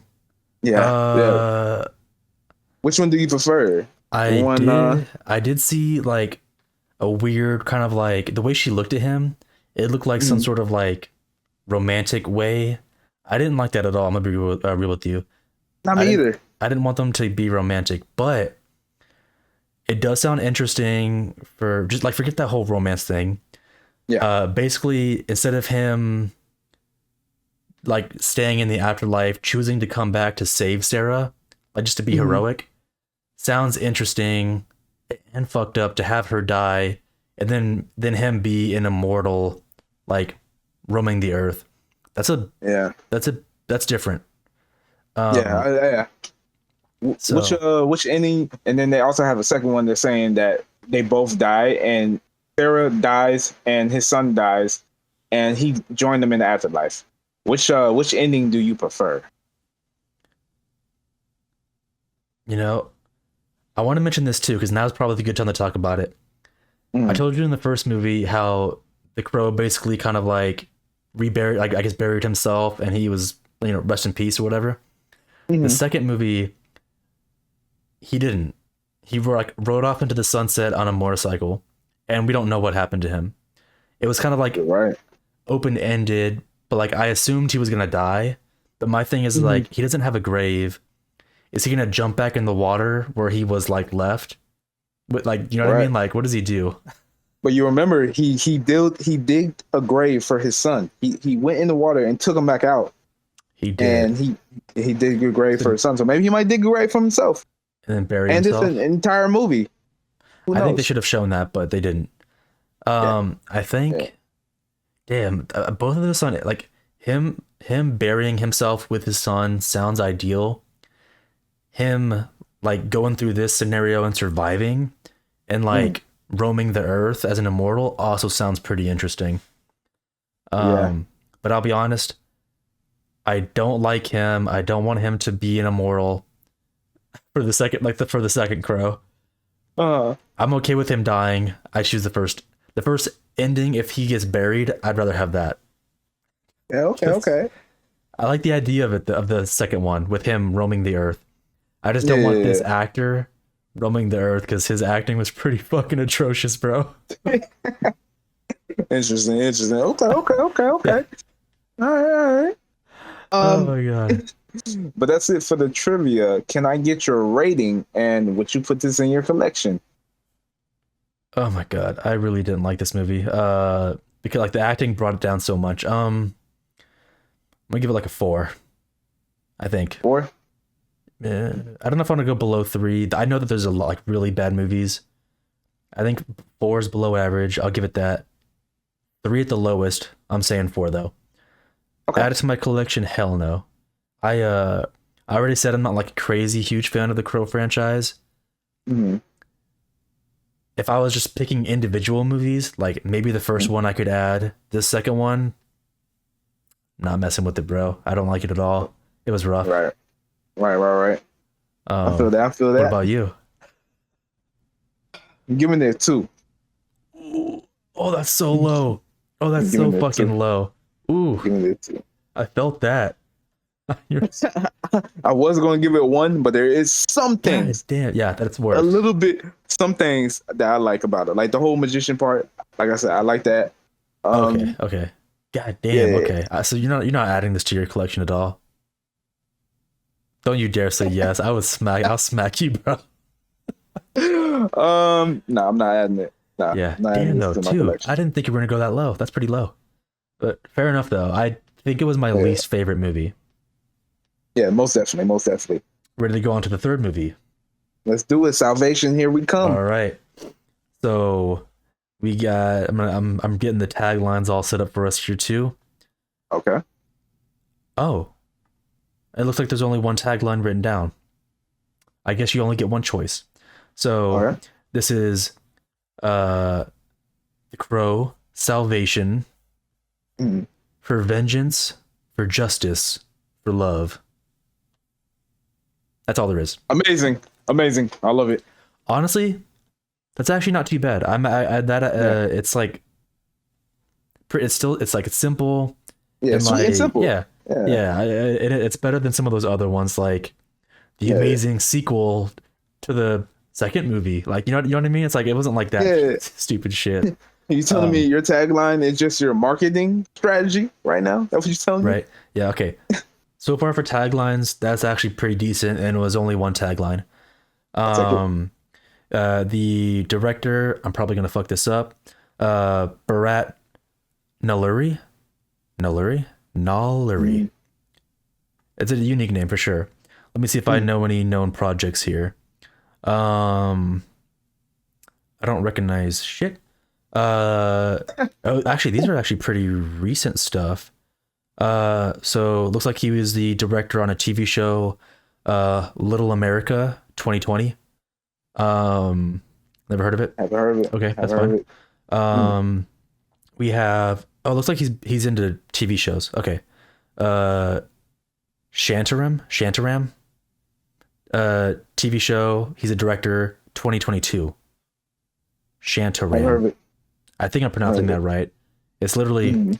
SHANT, Shant, and then Aram, Shantaram. Mm-hmm. No idea what that is. Okay, this one sounds familiar, but it came out this year, so there's no way I know what it is. 2024, he's also a director. Boy Swallows Universe. No idea. Nah, definitely not. That one with a name like that. That one sounds interesting. Yeah. I don't, but this is what he's known for. Right. I don't recognize any of those. But it's all recent stuff, like past 2020. So he's got stuff in the works still. Mm-hmm. So this movie came out in the year 2000. So he's still hitting strong. He's still doing work 20 years later. So he's right. This didn't put him down. Let's go ahead and where is that between each of the movies? So it was the first one in 1994, 1996, 2000. So 4 years after the second movie. Interesting. While the second movie only had 2 years. 2 years for the second movie, or 1 year, 2 years. Yeah, it was 2 years. Interesting. 2 years for the second movie, and then another 4 years, probably because the second one did pretty bad. So I don't think it was anything amazing. Okay. With that being said, the only thing this might not have made it to theaters. Actually, this might have been a like straight to video thing, I think, because the only thing that I'm seeing is the budget estimated at 10 million, so even lower than the second movie. I don't see any details that are written publicly, so I don't know if I don't think it made it to theaters, or at least it's not showing me. But budget 10 million, that's a low budget. Low budget. Definitely. With that being said, story time to let everyone know what this one's about. So we've experienced the lovers getting murdered. We've experienced the father and son getting murdered. We are back to the lovers getting murdered, but it's a little bit different this time around. So we've got the boyfriend or whatever, husband, boyfriend, whatever, basically getting accused of murder. His girl was killed. Everyone thinks it was him, like he murdered his own girl. So it literally starts off with him already basically in prison, about to be executed in the electric chair. So it's one of those movies. But before he dies, I mean, obviously he knows that he's being framed. One of those like that little crowd that like watches you as you die. In that damn crowd, he recognizes like one of the killers has like this I almost want to call it like an arrow type tattoo, like, or like scar or whatever. It's like diagonal like lines going up. He shows the like he reveals his arm, like, oh, it was me, or like in the crowd. And so he sees it as he's like dying. So like he's basically being teased and gets electrocuted. I will say it didn't show it, but his girl was like stabbed like 50 something times. Yeah. So pretty brutal murder, at least how they explained it. He gets electrocuted, he dies. He gets resurrected in the morgue after the electrocution. And so instead of face paint, like the first two, this guy has no connection with the previous people. His face is like pretty burnt up, but his crow powers heal him. So when all the scar tissue kind of like peels off, which that was pretty gross, by the way. They showed they showed the dead tissue like fall to the floor. Yes. Yeah. When that layer came off, it revealed scars. So his face wasn't painted white. He just had the lines like scarred from the lip, and then he had scars coming down his eyes. So no makeup that he added. Interesting. Yeah, interesting way of putting that on. Did you, so far, how you feeling about like how they're doing the makeup for like the first three movies? Do you like this iteration or no? I do like this iteration. Okay, so you like it being a scar. Yeah, something new, something different, I feel like this is he give off more undead vibes than just oh, I came back normal. And yeah. And so another interesting thing too, the first two movies, the Crows were pretty similar. They both had long hair. This is the first one with short hair. So right. Yeah, so now he has scars instead of makeup, and he has like pretty short hair versus the long, like, more gothic or punk look from the previous movies. Also, yeah. Also getting electrocuted. I think yeah, it's a new way to die. It's different. Yeah. Yeah, different. Yeah, different from like getting shot or stabbed. I'll give him credit for that. It was different.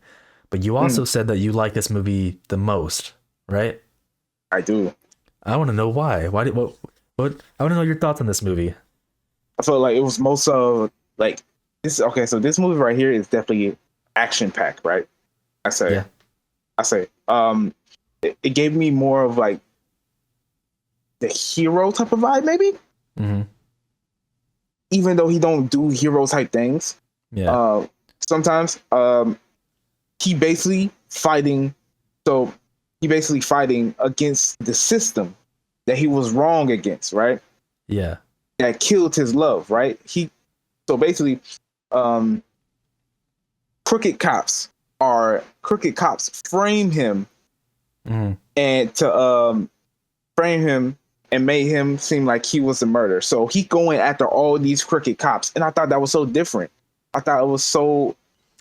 It is. Yeah, you're right. Yeah, because basically the other movies are kind of like gang member type issues. Yeah, this one, his girl kind of like witnessed like stuff she wasn't supposed to. Yep. The cops obviously had to put her down. And through that, how are we going to cover up this murder? Well, frame the boyfriend, which is what they did.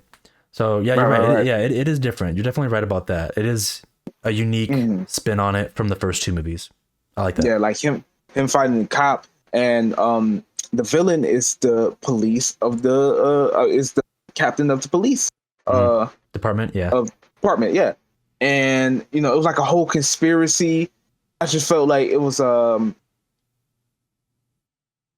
this do not fit the vibe of the comic, right?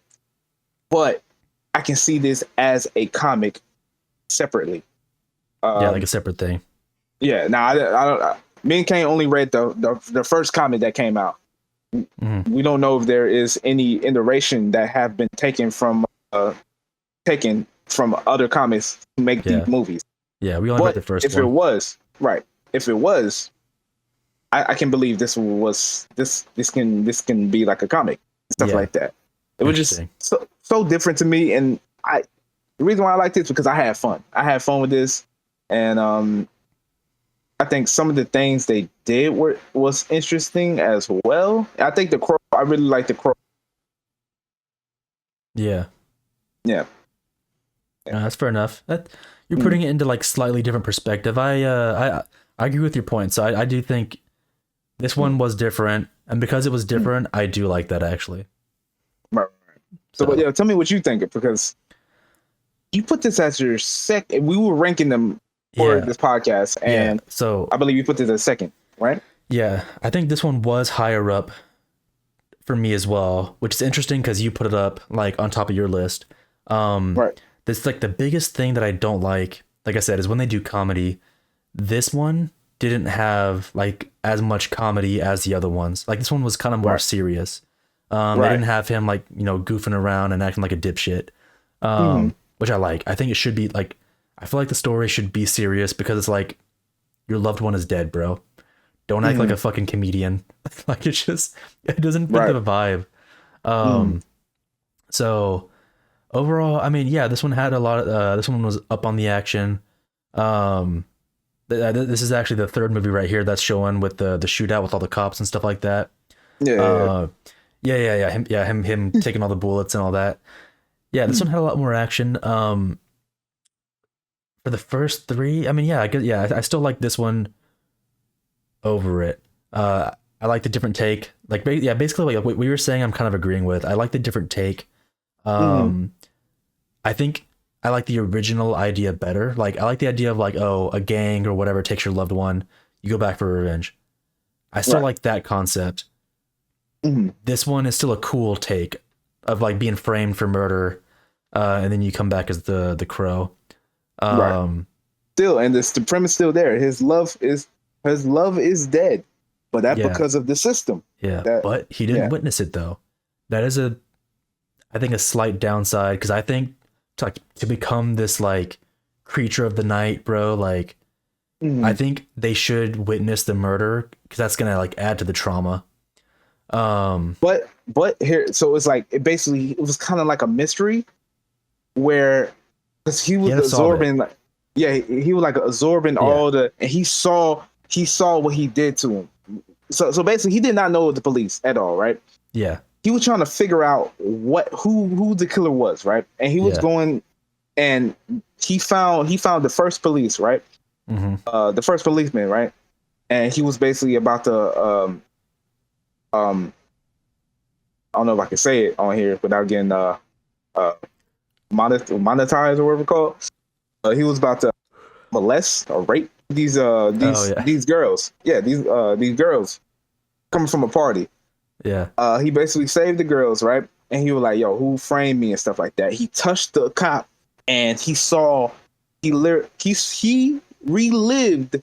He basically through that cop, he relived and saw that each of these cops was about to rape his girl, yeah, and because his girl fought back and shot one of the cops in the leg, they basically stabbed her like 45 yeah, times and framed him. So I do think, okay, yeah, he wasn't there, but he did sense that memory, which yeah, was it's kind of a way of, and that made him even angrier. yeah. Okay, no, I actually will say that I do kind of like the idea of him like Mhm. solving his own murder because he was framed and he had no idea what happened. So Right. him kind of like figuring out like, okay, what happened? Why did it happen? Who did Right. it? Like that actually is a little bit interesting. So Mhm. I can kind of see that point a little bit. And Um, I even yeah, and even when he found out, like, yo, how his girl died, there was still mystery. Like, why did she die? She knew something. What did she know? You know? yeah, And yeah. yeah.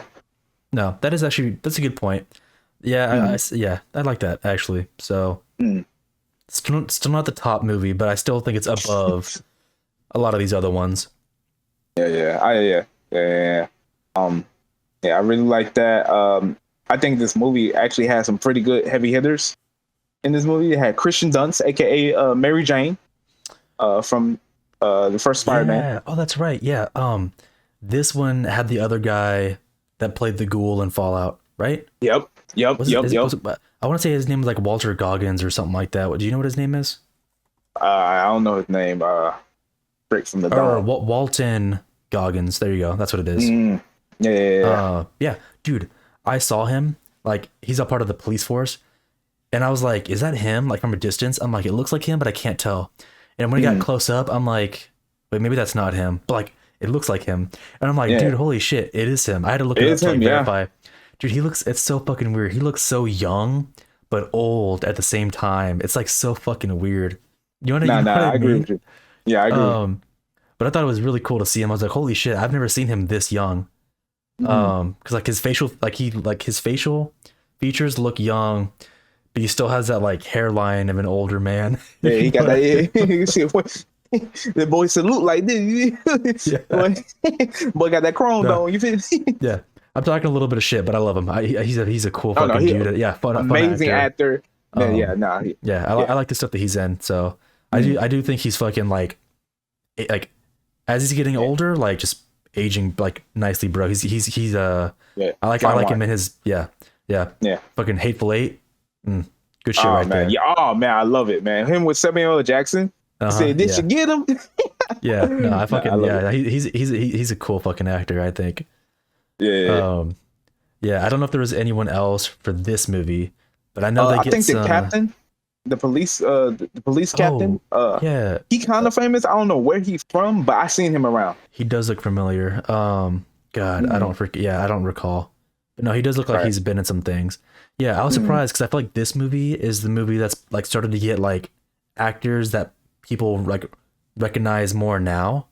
Right. Um, so I thought that was interesting. Like, I don't know how popular Mhm. they were back then, but Right. like we're seeing like their like earlier movies.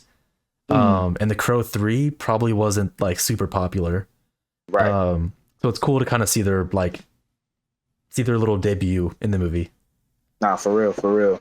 Also, I would like to point out that this I think this is the first movie that is not connected to the other movies where it's like there have been lore hinted in this movie. Like I think Belief Captain like I can't believe the crow was actually real and stuff like that. Like where he actually like says that, you know, there have been other cases of the crow and stuff like that. And Yeah. even to the point where he was like, a crow is gonna bring me back to kill you and stuff like that.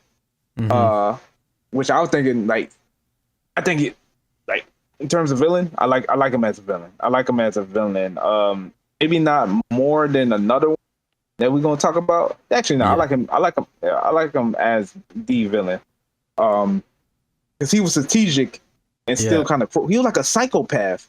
Yeah. In like his office, there was a hidden door where all these taxidermy type of uh Oh yeah. He wanted to taxidermy the crow, right? yeah And that is pretty fucking crazy. yeah, and he Yeah. was the one who had the spikes in his arm making the little arrows. Yeah. Um, Yeah. yeah, I will say, I think at the moment, I think he's my favorite villain because the first two, I feel like it's just like a like gang leader type stuff. right. So I think the captain was like it was a little more interesting. I think. Yeah, he was conniving and he was psychopathic, like without Yeah. being like crazy. He was Yeah. like, "Yo, He's also I'm a." like he's intelligent, like smart, like he's not like a crazy gang leader. Mhm. Um, so he's just a corrupt captain. I fuck Right. with it. Yeah, I Mhm. like that. And he did, and this crow did care about he did care about his love, his girl, and even to Yeah. the point where like, "Yo, I'll watch over you. I want you to have this. If it's your sisters, you can have this." Hmm. Uh, and you know, I'm gonna look after you from the afterlife. So just you know, hey, you're fine. You're fine. Even though her sister hated him in the beginning because she thinks that he killed her sister. So Yeah. yeah, I really like it. I really like this movie. I really like. Yeah. I can tell. Interesting. I like it too. As we talk about it, I think I like it a little bit more. Mm, Like hearing your perspective. mm. Because it is pretty different. Uh, from the other movies, which the next we'll get to it, but the next movie is also pretty Wait, fucking different. We'll get to that one. yeah. What was your favorite death in this scene in this movie? Because I Favorite. always go back to the deaths because I think they're pretty. Oh my god. The only thing I'm recalling is okay, the main dude got electrocuted, the villain got electrocuted. Mm. Um You want me to Walton run you by Walt step yeah, by step? yeah, Walton, I know he got speared by the He did get speared. I'm like, what the? yeah, I didn't it didn't register. I was like, was that him? Did he get like Mm. did he get like speared like that? Yeah, Because because he like he was shot him he was and turned he around. turned. Yeah, he turned. He was like he was about to run, but the dude threw a spear into his chest, and he was just hanging like this. Yeah. I like Jesus. He a ghoul now. Yeah. What other Mm. deaths were there that were like I know like someone like flew out the damn window, I think, and hit a car, I think that right? was due to the police. That was for the police. The crow didn't do that, right? So Oh the yeah, first one, it was the corrupt officers. Yeah. yeah. So the first one, right? The first one, he just shot the guy in the head, right? Basic, cool with me. I'm cool with that. Yeah, that was the guy Uh, with the was that the guy with the messed up eye? Was that him? Or is that a different movie? no, I don't think so. That was a different movie. That's a modern movie. You're right. You're right. Yeah, that is. Okay. Yeah. So he shot the guy in the head. The cop who raped the two high school girls and stuff like that. Hmm. It was gruesome because you saw the brain matter come out his head and stuff like that. Yeah. The second one, I think he had a cop chase, a chase with the cops, and basically he he stabbed his hand into the cop. He stabbed the cop hand into his thigh, and he basically was driving his car, and basically he drove the car into a bus, and basically the cop. That's one where where it blew up and he walked away, right? Yeah, he was, but the cop was still alive. He slammed into the bus, and he was still alive. And like you said, it blew up. That's right. Okay. Mm-hmm. I believe the second one, I think was when he speared the other Walton guy, the Walton Goggins, yeah. Yeah, which I was surprised. He did kill a few casualties. Like he did kill a couple cops. Like a couple cops. He killed a lot of cops with the He did. shootout. He did. But I think that was like, even seeing that scene, that was pretty like fun, unique scene. Like, because it's in our little slideshow. They're shooting at the cops, right? He waits until they all have to reload, right? He basically it's a row full of cops. He basically shoot each cop at the end until he gets to the middle. Yeah. And I really like that scene. And then the other one, he didn't really kill the cop. He basically his cop buddy shot a shotgun, and the gas was in a building, and it blew up. And also, I would like to say, because of what they did, like, so they basically planted a fake hand in the blown up building to make him believe that he was done with his mission, right? And once he, he thought that he was done with his mission, he started to lose his support, which I was like, so I didn't really like that, because it seemed like it was like a psychological thing more than like a actual spiritual thing, Yeah. Yeah. I can agree with that. They did the same thing with the newer movie where it's like your mentality affects your immortality.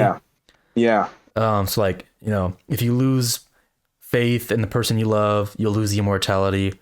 And this one, like you just said, if you think your mission is done, then you'll basically like pass away. That sounds a little weird. It does. Right. But in the new movie, I like that, because it's the only reason why you're here is because your love for the other person. So if you have doubt of your love for that person, the power gone. So which I like that. But this one right here, it was like so if I just think my job is done, like if I basically just saying like if I don't want to be here no more, I don't have to be here no more. Yeah. It seems a little lame. I don't like that piece either. Yeah, I didn't like that, but yeah, everything else, I think that would probably be my only complaint. Everything else, I really enjoyed this movie. Okay, for kills, I think I'm doing the one where he lines up where he shoots the cops lined up. It's either that or the one where he crashes into the bus and the dude flies out the window and then he blows it up. But that one was also weird because he blew up that one car. All the other cop cars started blowing up like randomly.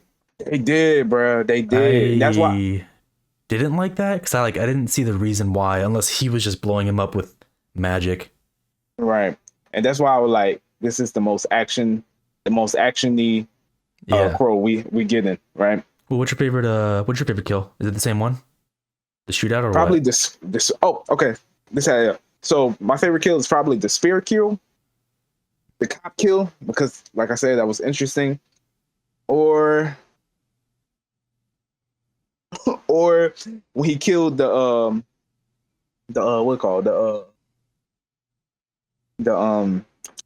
secretary, and he like threw her into the horns. Oh, that. Oh yeah, that's right. When they're in the taxidermy room or whatever. Yeah. But another thing I wanted to point out, this is the one that I think is the strongest Crow, because he was throwing people left and right, and he did kill cops. He did leave casualties, but you remember when he was in the strip club or something like that? And basically, there was this girl on this bar, or the little strip bar, right? She was like cuffed there, right? Yeah. He basically told her like, "Yo, do something better with your life." You know what I mean? Like, you don't have to be here. Life is precious. Don't waste it. Break her out the cuffs, and she ran away. Right? Yeah. I like when crows like, try to teach people. Like, that's what I like about the first one, right? Yeah. Yeah. And they kind of did it in the second one with this like homeless girl he saw. But the third one, he saved the 2 high school girls and he saved the stripper. I like that. He just wasn't out for vengeance. He also trying to make the world a little better. Yeah. Now I get what you're saying. Mm. Interesting. Yeah. All right. Yeah. But this crow was strong as hell. No, he was. I think I think you're right. At the moment, this one did seem like the strongest. And we are at the part for trivia for our third movie. You want to go ahead and take this away? Okay, the first trivia I got, and I got a total of 2. The first trivia is Miramax canceled film intended wide theatrical release due to The Crow City of Angels negative criticism. The Crow Salvation was released direct to video after a limited theatrical run in one theater. Right. So that was going on. So I was mentioning before when I was looking at the budget, I thought maybe it went direct to video. So you just confirmed it. So you said so the second movie did bad. So because of that one, you said that this one went to one theater and then decided not to go any further and went direct to video. Which that's going to bring me to my next trivia. So that single theater that it went to, the film was released to a single theater in Spokane, Washington, prompting fans to accuse Miramax of intentionally bombing it. So that was the one theater that it went to before it was, more negative feedback, and they just said straight to video. So interesting. Yeah, that's pretty sad, interesting. It makes sense at some point. When you start making too many movies, it's going to be direct to video at some point. Yeah. Yeah. So the corrupt system of Miramax. Right. Clearly. You can take the next one away when you're ready. So this one is about the body count. So little fun fact: the body count for the body count for the City of Angels, the City of Angels, was 10. He killed 10 people. Right. Okay. For Salvation, it's more. It's more. He went crazy. His body count is 28. That makes sense because he did fight a lot of cops. He did. So a lot of cops that were, maybe they weren't all corrupt, but they were trying to stop him. He put him down. That makes sense for why that's so high, because he killed a lot of cops that came at him. Right. But I'm trying to figure out who the 10 and City of Angels, because I thought he only went for the henchmen. City of Angels, that's the second one. 10 is a lot. Was there a shootout maybe? Yeah, that is a lot. He was in the club. He did shoot some civilians. Maybe. Yeah, so I mean maybe he I don't know if he killed bystanders, but maybe he killed some other goons. In some sort of shootout. 10 does sound like a lot for that movie. I thought he killed like 5. Yeah, same. So that is interesting. All right, am I good to go for mine? For my trivia next? Okay. This one's pretty good too. I like this one. So the exchange between Alex and Lauren, that's the main crow and his girl for the third movie. When he tells her he wants to be with her forever, to which she responds, "Only forever," is an exchange directly taken from the original comic. I like that a lot. That's actually really cool. So I'm starting to notice as we're going over this trivia that, like, honestly, like every movie is like taken a little bit from the comic, like referencing something. You know what I mean? Right. I like that. I like that too. So, interesting. Yeah. And I actually kind of do like that.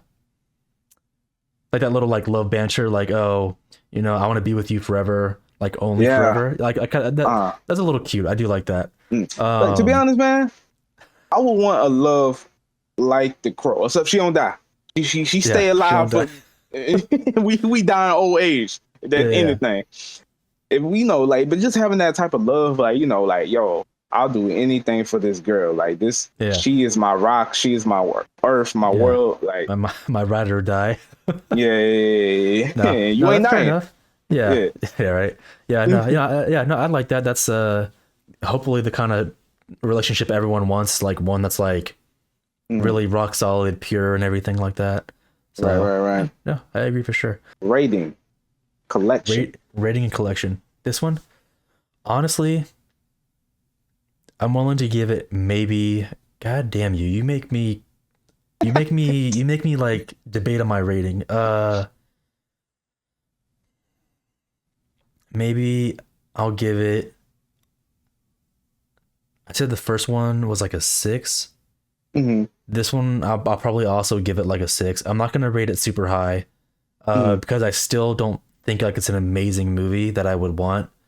Uh, but I'd say maybe it's above average. Like it was more entertaining, and I like the more seriousness of this one, and the Hmm. whole like trying to like solve your own murder type thing. I'll give it credit. I'll give it a, I think maybe like a 6. Okay. Above average is what I'm going for. Okay. Uh, Okay. Okay. would I add it to my collection? Still no, but it's tempting. Mhm. I don't want to add. If I had the third one, I'm gonna add them all to my collection. Really? So, but yeah, Uh, because I told you that I like to collect things as a yeah, whole. true. So it's like Mm, if I buy the third one, I might as well buy the first two, then the next two. Like just keep it as a franchise collection. right, right. Um, but I'm saying no for this Mhm. one still. What about you? So my rating, I given it a 7, which is one step above uh the first movie because I gave that a 6. So 6 for me is good, right? 7 is great. Uh 8 is greater, right? So I think this was, like I really like it. Like I told you, Yeah, this was my favorite one out the franchise. Um they did some very interesting things, some very different things, including with villains, just and stuff like that. yeah, So yeah, I give it a 7. Would I add this to my collection? Yes. I don't really care about the like. If I like the movie, I'm willing to fuck up the order of the movies. So yeah. if we're being realistic, then I will. Uh, Not speaking for the future ones that we're going to talk about it. I will only have 1 and 3. So excluding 2, I wouldn't put that in my collection, but I definitely would buy 1 and 3. Okay, that's fair Mm, enough. Interesting. mm, I like that. mm, Fair enough. Chew was rough. I know. We all know. Chew was bad. mm. Most definitely. Okay, okay, okay. So then we are moving on to the fourth movie, and this is the last of the old movies before we get to the new one. Yeah, So okay. we have The Crow, Wicked Prayer, and let's go ahead and see what the. Okay, so this one has only 2 taglines. Let me know what you think. So, The Crow, Wicked Prayer. He will not rest until he gets his vengeance. Okay, How you okay. feeling? It's all right. Yeah, Okay. what the other one sound like? Oh, okay. Maybe this one. Okay. So this is the second one, last of it. So The Crow, Wicked Prayer, Passion, Revenge, Eternity. Hmm. How you Hey, feeling? I'm not mad at neither one of these taglines. I think they're So pretty AK. you gotta choose Hey, one. one. Oh, I got you. You Oh, only get one excuse me. tagline for the movie. Which you choosing? All right, give me the first one again. He will not rest until he gets his vengeance. All right, now give me the second one. Passion, Revenge, Eternity.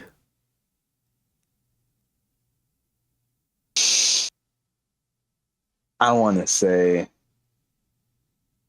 passion, revenge, eternity. I like that. I like that. think I'm gonna go with that one too. I think I Yeah. like the super simple ones. Yeah. They like I just also, work better.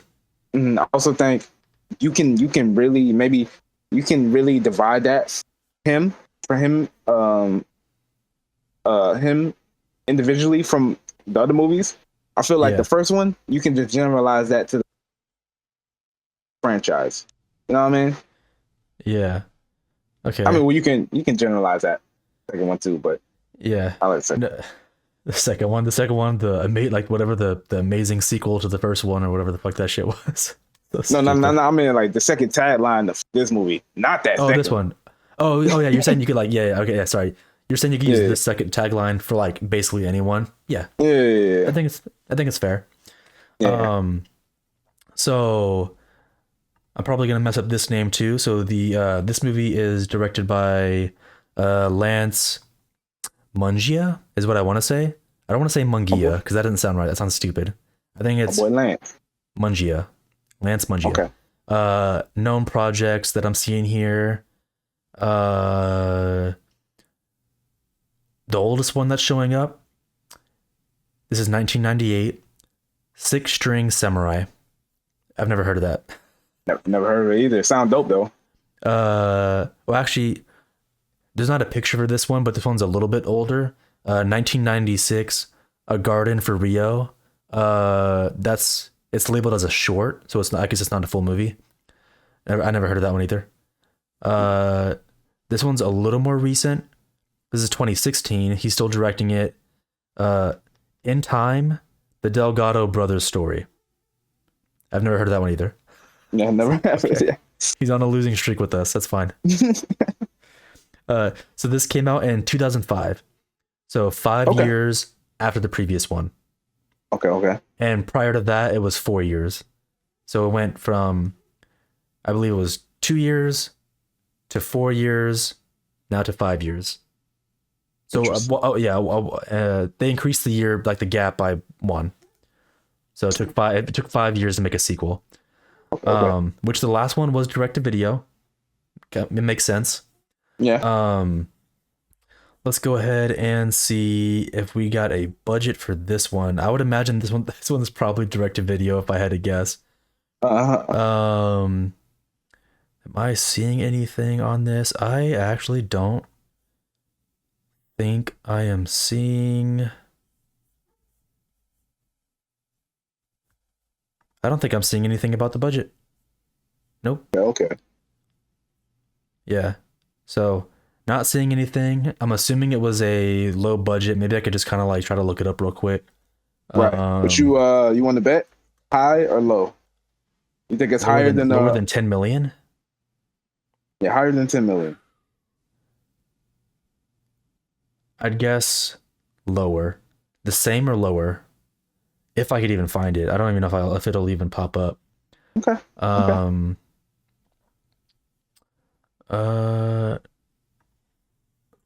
What did I say? This one was called Wicked Prayer, right? Yep. The Crow Wicked Prayer.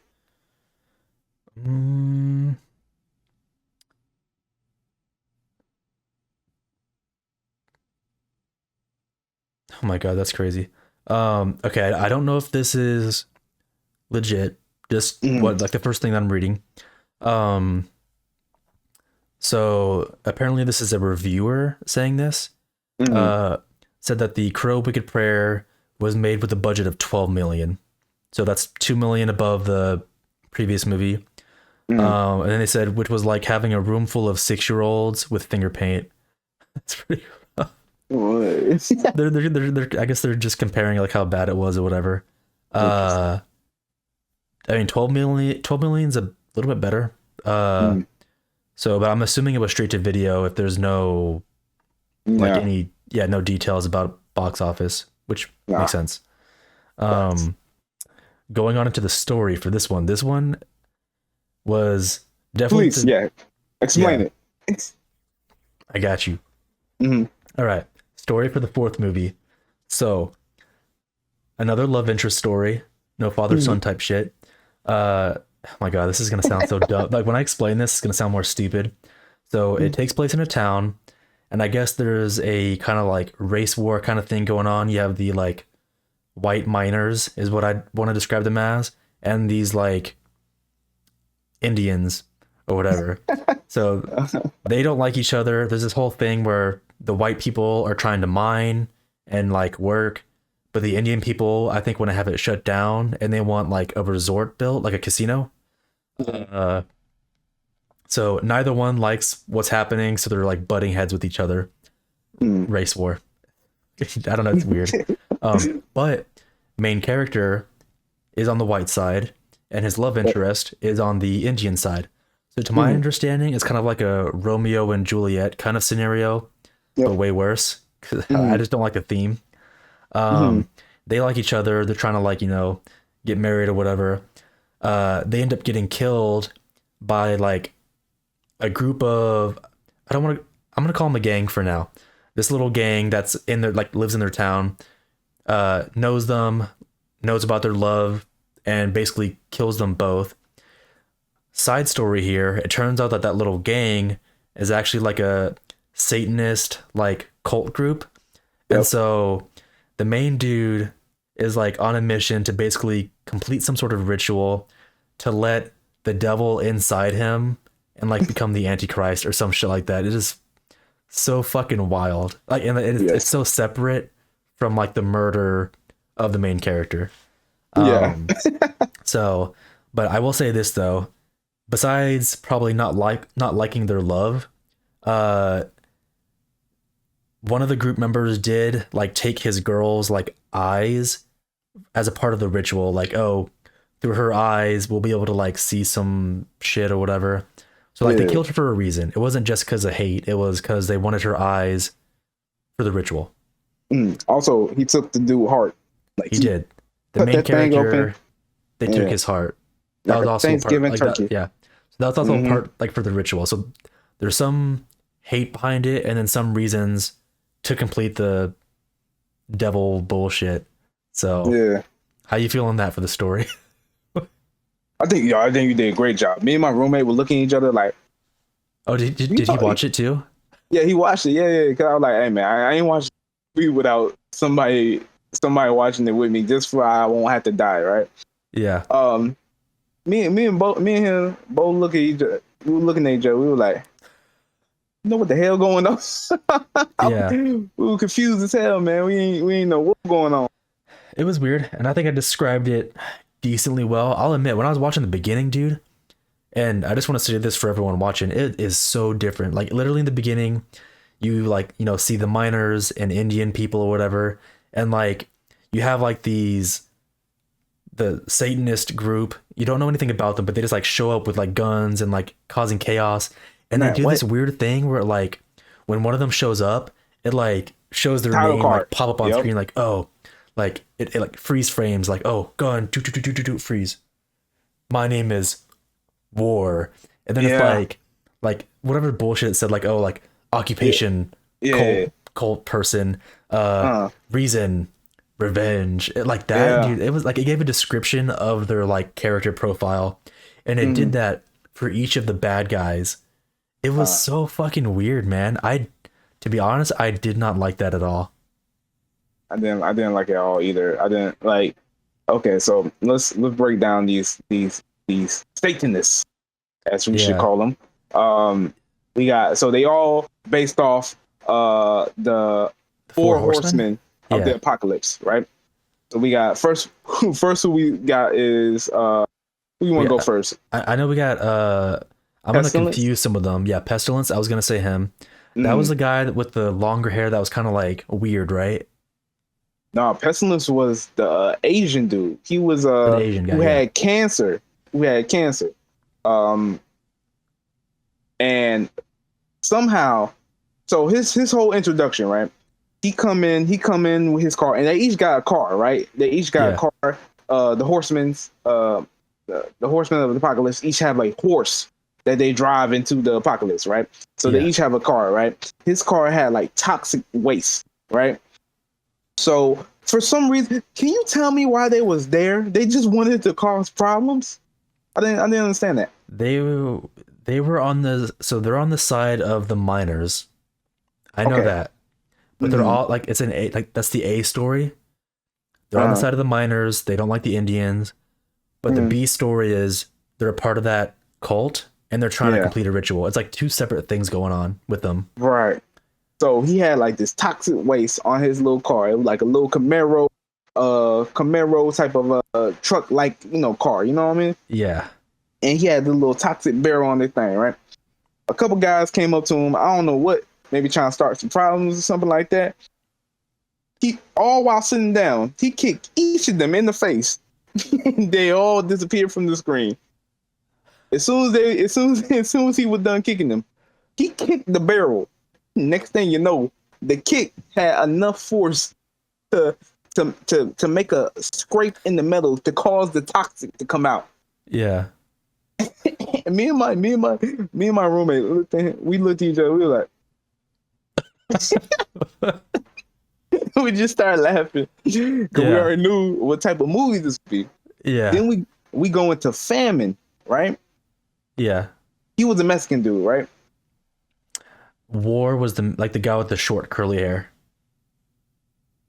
Yeah. Okay, so War, he was a Mexican dude.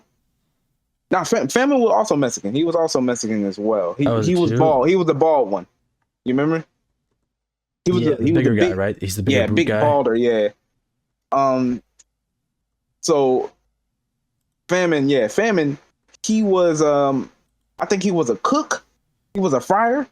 That was his occupation. And Yeah, might have been. and he also had revenge. I don't remember anything else about him. I remember he walked up to these guys. I think he was showing them a burrito or something like that. And mind you, I watched this Sunday. This is fresh in my mind. I still don't know what was happening. I was confused. And he Yeah. beat the other guy up or something like that for I don't know for what, right? Yeah. Then we got War, who you was talking about, Yeah. right? Which that one was confusing. Was he one of the, like a part of the Indian people or no? I think he was. Like he was like they made it sound like he was betrayed or something, like an outcast. So he joined Yeah. them. Yeah. And he shot and he basically like there was a gate and it was all arguing behind this gate, miners on one side, Indians on the other. Yeah, He was on the Indian side, correct? maybe. Yeah. I'm trying to And forget the movie, to be honest. and basically he was like, yo, they was all talking shit and stuff. He moved back, pulled out a shotgun, and basically was just shooting the gate. I don't know Yeah. why. Ain't nobody got hurt by these shotguns. But he was just shooting the gate. The gate opened. Everybody just started fighting. It wasn't even like the horsemen. They were just Indians, miners. Yeah, just going at it because they don't like each other. I You know don't what know, I'm man. saying? Bro. And man, so we got to, War, Pestilence, Famine, right? Yeah. Does Lucas's death count? Was that one of them or no? Yeah, he was so Lucas was counts. the main guy, right? Yeah, that was the devil. Yeah. So he was deaf. He was already taken in the police and he was in prison. And they freed was, him. That's right. Yep. He was doing side work on the with the little yellow jumpsuit, and little picket axe. Wow, a bunch of kids. I don't know what type of area is going to allow a bunch of convicts 5 meters to kids. I don't know, dude. There's no good logic behind this movie. I'll tell you that right now. Yeah. I'll But give you some of the basically, he got- goofy ass logic. Keep going. Yeah, but basically he got a little shoddy. He got a little girl. The girl broke him out, and basically they're about to do some ritual. Yeah. Yeah, I don't know. Crazy stuff. I do want to mention this though before I do forget actually. Cuz you're talking about like stuff that's like weird or goofy in the beginning. I just want to say, dude, the scene where all the cult members are like together in like their little like bachelor pad hideout or whatever. When it was like time to like eat and they had everything like all the food and they're like, "Oh, it's the devil's food" or whatever. And it's like, everything was like devil themed. It was so stupid to me. He's like, here, deviled eggs, and I'm like, oh, he's so evil. like, No, I I've agree. heard, He had I've devil heard, cake. yeah, devil cake or whatever the fuck. Like everything was like devil themed, and I'm like, this party is so fucking stupid, bro. It's Like so lame. just because it's like devil, like has devil in the name, means that Uh, it's fucking evil. Like get the fuck out of here with that shit. I mhm. was literally, like I said, I was watching this with someone, and I was like, bro, are you really telling me that it's like everything is just like it's like a devil themed birthday party? It was, and look, they was all mad. I don't know why they were mad. They was all like, nobody wanted to eat the food. Nobody wanted to eat the devil, and you had to like say this motivating type of speech to make them Yeah, like he each gave them an egg to like so they can eat. bro, I, I hated it. So yeah, no, that scene uh-huh. is pretty bad. When I think about like what I hate about the second one, like this one was pretty rough. Like for like that shit, I was like, it's just so it's so cheesy as hell. Can I tell you my worst cringe worthy scene that that I have for this movie? Yeah. They go into the, like this little Satanist church, right? And this old man with a cane, uh, oh, he was like a pimp. He was like a pimp, right? 'Cause I guess he had like a prostitution ring going on, Cool.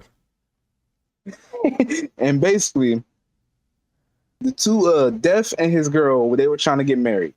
They were trying to get Mhm. married to. I think that was one of the rituals for him to become a devil or something like that. Yeah, it was basically she has to like so the devil has to take over his body. Or like that's a part of it. They got to get Mhm. married. She has to like stab him. The Mm. devil will take over the body, and they have to have sex and like defile like Ancient burial ground. holy grounds or some shit like Yeah, that. And by doing that, it'll keep the devil inside of him for like 7 years on Earth. right, That's the ritual. But right. but go back to what you were saying though, the church. To do this, they need to find a preacher, and this preacher was the old guy who was like a pimp and stuff like that. This man dialogue. This Was man, weird. Jesus. Okay, so Yeah. all right, I'm gonna give you a sample of his dialogue. Yeah. Hey, what's up, homie? Um, you are you glad that you wanted the OGs of the OGs? Ain't that right, Shawty? If Yeah. if- No, I know what you're saying, dude. I thought that was honestly really fucking weird because, like, when they were getting married, he was like, I don't recall exactly what he said, but he was like, oh, like, do you, devil or whatever, like, take this girl to be your shawty or whatever. Like he was like, when he was like talking, he was throwing slang in, and it was really fucking weird. Like he kept saying like dog or homie and shit like that, and I'm Yeah. like, Yeah. it feels really fucking like it doesn't fit this like Satan like worship type thing, like being Mhm. like Satan, what's up, dog, or like what's up, what's up, homie. It's like Yeah. what? I'm your original OG. I was I was back in kindergarten kicking it with you. I like what? Yeah, right. No, it was. Oh my god, bro. I don't know. That shit was really okay. I'll admit that was pretty weird too. That's a Yes. good point. Yes. It was weird, but I was cracking up, bro. I was cracking up. I couldn't hold my. Oh my god, bro. I hate it so much. Yes, I don't know which yes. I hate more, this movie or the second one. Speaking of which, as shown right here, Danny Trejo dancing. I just want to point it out while it's showing on screen before I forget. Mhm. In this movie, man, so the bad guys weaken the crow, injure it or whatever, and obviously that weakens the main guy, him right there. When you hurt the crow, it hurts the actual, like the person that's representing the crow. Right.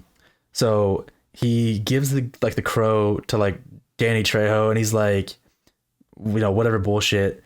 And like they somehow decide like, oh, like ancient tradition, if we do the crow dance, like we'll revive the crow and he'll be back to normal. And like, dude, yeah, he's like fucking. he it's crazy. Like Danny Trejo, he just like they set the crow on the ground. He just like rips his shirt open, and Take off then his he shirt. starts doing this like fucking crow dance, and I'm like, dude, what the fuck am I watching, dude? And it's crazy because we're mentioning actors now. Tara Reid is in this movie. Danny Trejo's in this movie.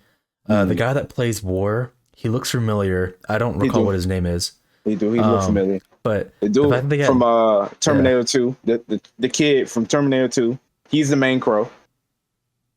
oh shit, is that him? Yep, that's him, all grown up. Oh, I did not recognize him. He looks a lot different. Yep. Damn, that's crazy. But yeah, no, the fact that they got Danny Trejo to like do this fucking dance is fucking crazy. And dude, it was so hard. It was so hard to find footage of him dancing. I'm like, no one's posted about it or talked about it. It's like disappeared. But it's so fucking goofy, dude. But it's funny as hell. But it's just one of those things is like, how did this make it into the fucking script? The crow dance. And when there was everybody was dancing around him, right? The crow was like twitching, right? It's on his back. It was twitching, right? Yeah. I was just imagining the crow like break dancing, like as he was like trying to get God. up. It's so fucking dumb. He was trying to do that. Yeah, so that was pretty rough. Honestly, the end where the crow and the devil fight, I was being super obnoxious when I was watching it with someone. I was like making kung fu noises, like when like he does his kick and he like flies across the screen. I was like, soy, like it's being No, stupid. most definitely. I'm like, dude, this is like some like bad kung fu movie with like they're like flying like kicks and shit like that. I was like, it's so fucking bad. Right. Can I also point out, so the preacher slash player, pimp, whatever you want to call him, Yeah. with the vocabulary of Ebonics, right? Yeah. That was one weird thing. Another weird thing, did you not think the hearse, the guy who drove the hearse was weird as hell? Literally, when the couple died, right? The couple died. The man picked up the body, right? Bring out in the stretcher, right? He already got a little hearse and stuff like that, right? While he bring her out, the man eating on the sandwich. Oh, that Like part. it's a No, the person I was watching made a comment. They're like, "That's disgusting." They're like, "He's eating food over a corpse," and I'm like, "Hey, you're on like you gotta keep working, man. Like he's taking a food break." I'm like, no, "It just is the what it way that is." he was eating it though. It was just so casual. He was just Yeah, look, and the brother is the girl. Okay, so the girl who died, who had a relationship with the crow, right? Her brother was right there mourning in front of him. And he was just eating that sandwich all regular degular. Had a little tune in his head, walking this girl out. Another part, when he was driving the hearse, right? He was smoking the joint. yeah, He was smoking the joint. The crow showed up to like, I guess, take her and bury her, give her a proper burial, right? hmm He stopped. Took a puff. He looked. He was like, "Oh hell no!" Got out the car, and ran. yeah. Couple scenes later, we see him jogging. Oh my god, I remember. That's who that was. No, okay, so I might have been like losing interest like throughout the movie a little bit. I do recall him like running. He was the bald guy, right? He was like like going down. Okay. I saw him running and he got picked. Or no, he didn't get picked up. What was it? A cop car or someone else? That was okay. That was the same brother that was like mourning over his sister's dead body while he was eating the food. Yeah, because her brother is a cop, Indian cop, tribal cop, right? that's right. And Yeah. he was like, "Yo, where's the crow dude?" He was like, "Yo, he took my car and stuff like that." Yeah. The Drove off. cop he drove off. He was like, "Man, pick me up, bro." Yeah. Pick me up, right? Yeah. So not only in that scene, he had an important part in the plot. Cause okay, so another part of the ritual was They were trying to find a virgin to Oh sacrifice. my fucking god! And that was him. That was fucking him. They couldn't Oh my find God. nobody else. They went to a wedding, right? Okay. I thought it being a dude version was a little funny. Cause I was like, in my Mhm. head, when it was him, I'm like, okay, it's a little bit funny because like it's always usually like a young woman that's a girl, virgin. yeah. The fact that Yeah. it's like some like middle-aged dude that's bald was Mhm. a little funny. And even the guy playing the main like bad guy, Death or Luke Cash or whatever, he was Mhm. like, how are you still a virgin? I'm It's trying like, to wait for the perfect one, man. Ooh. it's honestly pretty fucking funny. That's a little bit funny. Nah, It's oh still man. it still lowers the movie in terms of like, is it good or bad? That joke Mhm. was a little funny though for me. Right, right. Speaking of funny, right? The deaths in this scene, right? Each of the henchmen's death, right? So Pestilence, he was the first to die, right? And I guess he Oh wanted to be my like a god. cowboy or something like that. But Yeah. anyway, Pestilence was the there, fucking bug shit, right? The yeah, bug there was this little small ass Walmart Dollar Green bug zapper, right? bugs that That don't even look like it can push like 200 volts, right? yeah. They was fighting. They was fighting all over this bar, right? Yeah. And his final death scene, the final thing that took Pestilence out, was throwing his head on this bug Bug zapper zapper. and And it electrocuted this shocked him man. and killed him. That Next was thing you know, pretty fucking weak. That was the weakest kill. he was outside the desert. He was outside the desert of that thing, huddled across the little mark of the raven that the crow dude made. Oh yeah, yeah, yeah. And I'm like, you even see a little smoke coming from the body. I'm like, Yeah. No, what? that was like a super cheesy death. Like Yes, we all know a bug zapper is not gonna fucking kill someone like by this small. electrocution. It was this Yeah, small. yeah, it was like a It really was like hitting a his head. small. The second death, we didn't even. Me and my roommate, we didn't even know. Also, my roommate went to Full Sail. Fun fact. Cool. Me and my roommate, we was like, so the second death was famine. He had a baseball bat and he was like terrorizing a little prom or dance get Yeah. together, right? The crow came in there with another bat and they was fighting with the bat, right? Yeah. We didn't even notice. Crow killed famine. Yeah, he like hit him in the head, right? We didn't even see that. We didn't even know that part. We didn't even see that part. No? Oh. I don't think it registered that he died, Yeah. but I think he did something in that because I don't think he was seen after that part. So I guess No, yeah, he he died wasn't. there.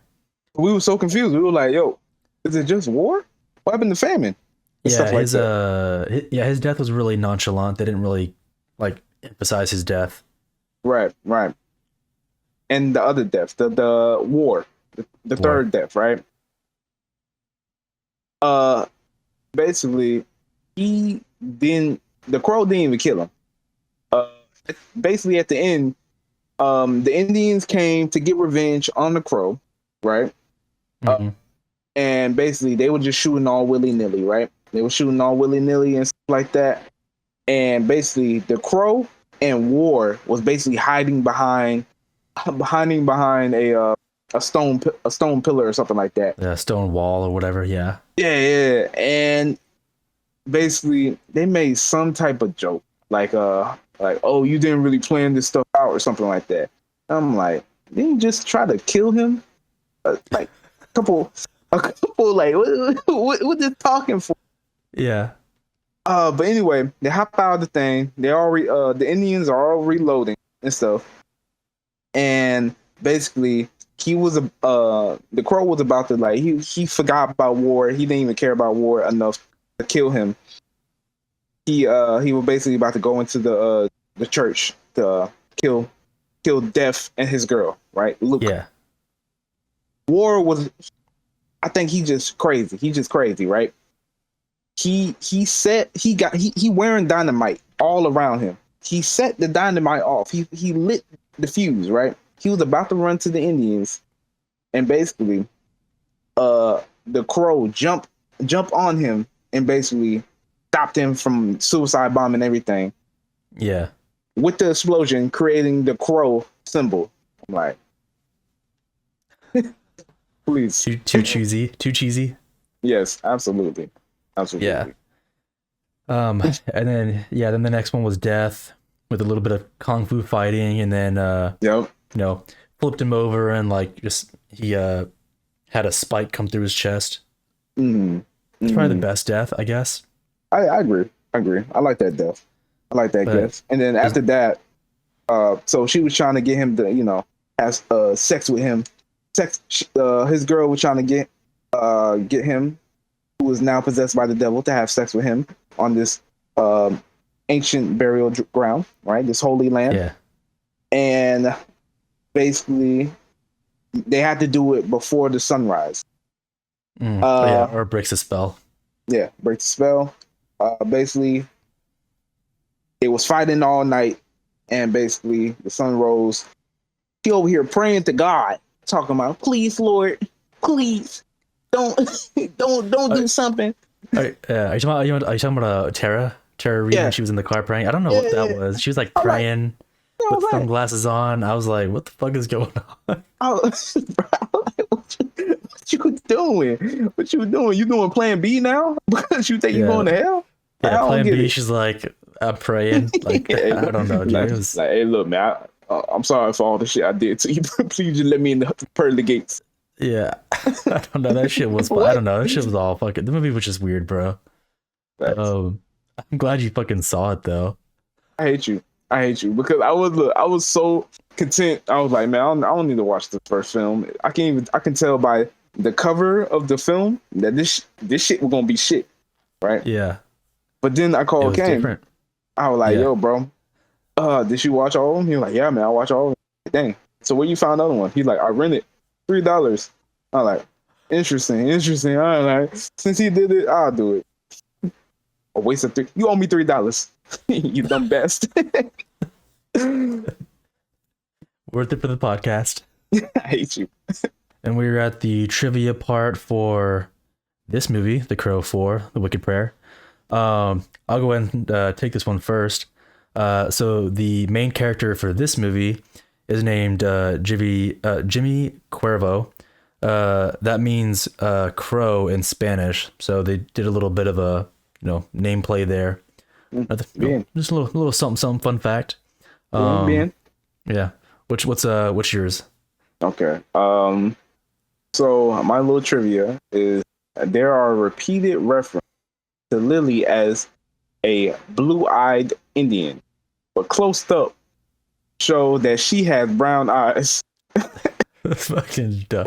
I actually, I think I might have heard that. I didn't think about that, but when you say it, that's actually really fucking funny. No. That they could have gave her blue contacts or something.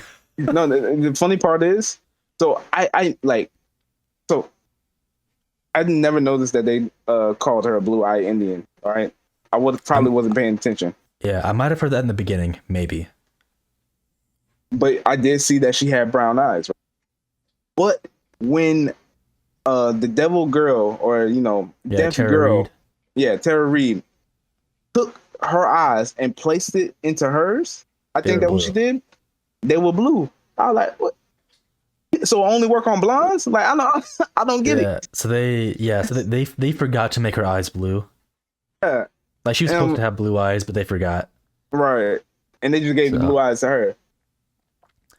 Yeah, it was supposed to be blue eyes, but like for the actual Indian girl, like, I mean, maybe not CGI, but like give her blue contacts. Right. Is what they should have done, but they must have forgot or something. Right. Or maybe they didn't think you could notice from like further away. But you see that was close-ups. I don't know. Yeah, that's tough. Still fun. I do want to say though, just real quick. So this film also was, like I guess direct to video, like released on DVD or whatever. Because it says here, Dimension gave this film a token 1 week release on one screen before being released on DVD. So Yeah. it didn't have any movie time, like movie theater time. Interesting. What So was your favorite part of the movie? the end, the credits. Uh, When the credits show up, I was excited. I get that. I don't know if I had. I mean, maybe the fight between the devil and the crow. I don't know. Like, this movie was rough. Did you have something that you liked a lot? Yeah. Any scene, the scene with the preacher, Oh my god. the preacher, and also any scene with the hearse driver. Yeah. So you like the comedy bits. Yeah, I like the comedy bits. That's Yeah. fair enough. Okay. Mm. What's your rating for it? And are you adding it to your collection? I'm giving this a 3, and and should I give it a 4? I give it a 3. It's bad, just like number 2. But the only thing that made it better for me was the comedy. Right? That's fair enough. Right. It didn't take itself too seriously. Yeah. So yeah, I give it 3. And would I put this in my collection? Hell no. I'm probably gonna be. I think I gave the second movie. Did I say a 3 or a 4? I think I said 4, right? I think it's at 4. I'm gonna give this one a 4 as well. I still think it's a bad movie. Maybe I'll knock the second one down to 3, because that one was worse. This Yeah. one's still bad, so I think I'll do 3, 4. Okay. Both of them are still below average for me. Okay. And I'm not adding it to my collection. It's one of those movies that I'm not excited to watch. I mean, it was more entertaining because of the jokes. Objectively, it was still a bad movie. Agreed. Yeah. So, not my cup of tea. Interesting. Alrighty. Interesting. We ready for the finale, the last movie? Finally. All right, let's go ahead and let's get into this, the new movie. Mhm. So we have just called The Crow. Directed, actually no. Let me see if there's taglines real quick. Oh, only one tagline. So The Crow, true love never dies. Sweet and simple.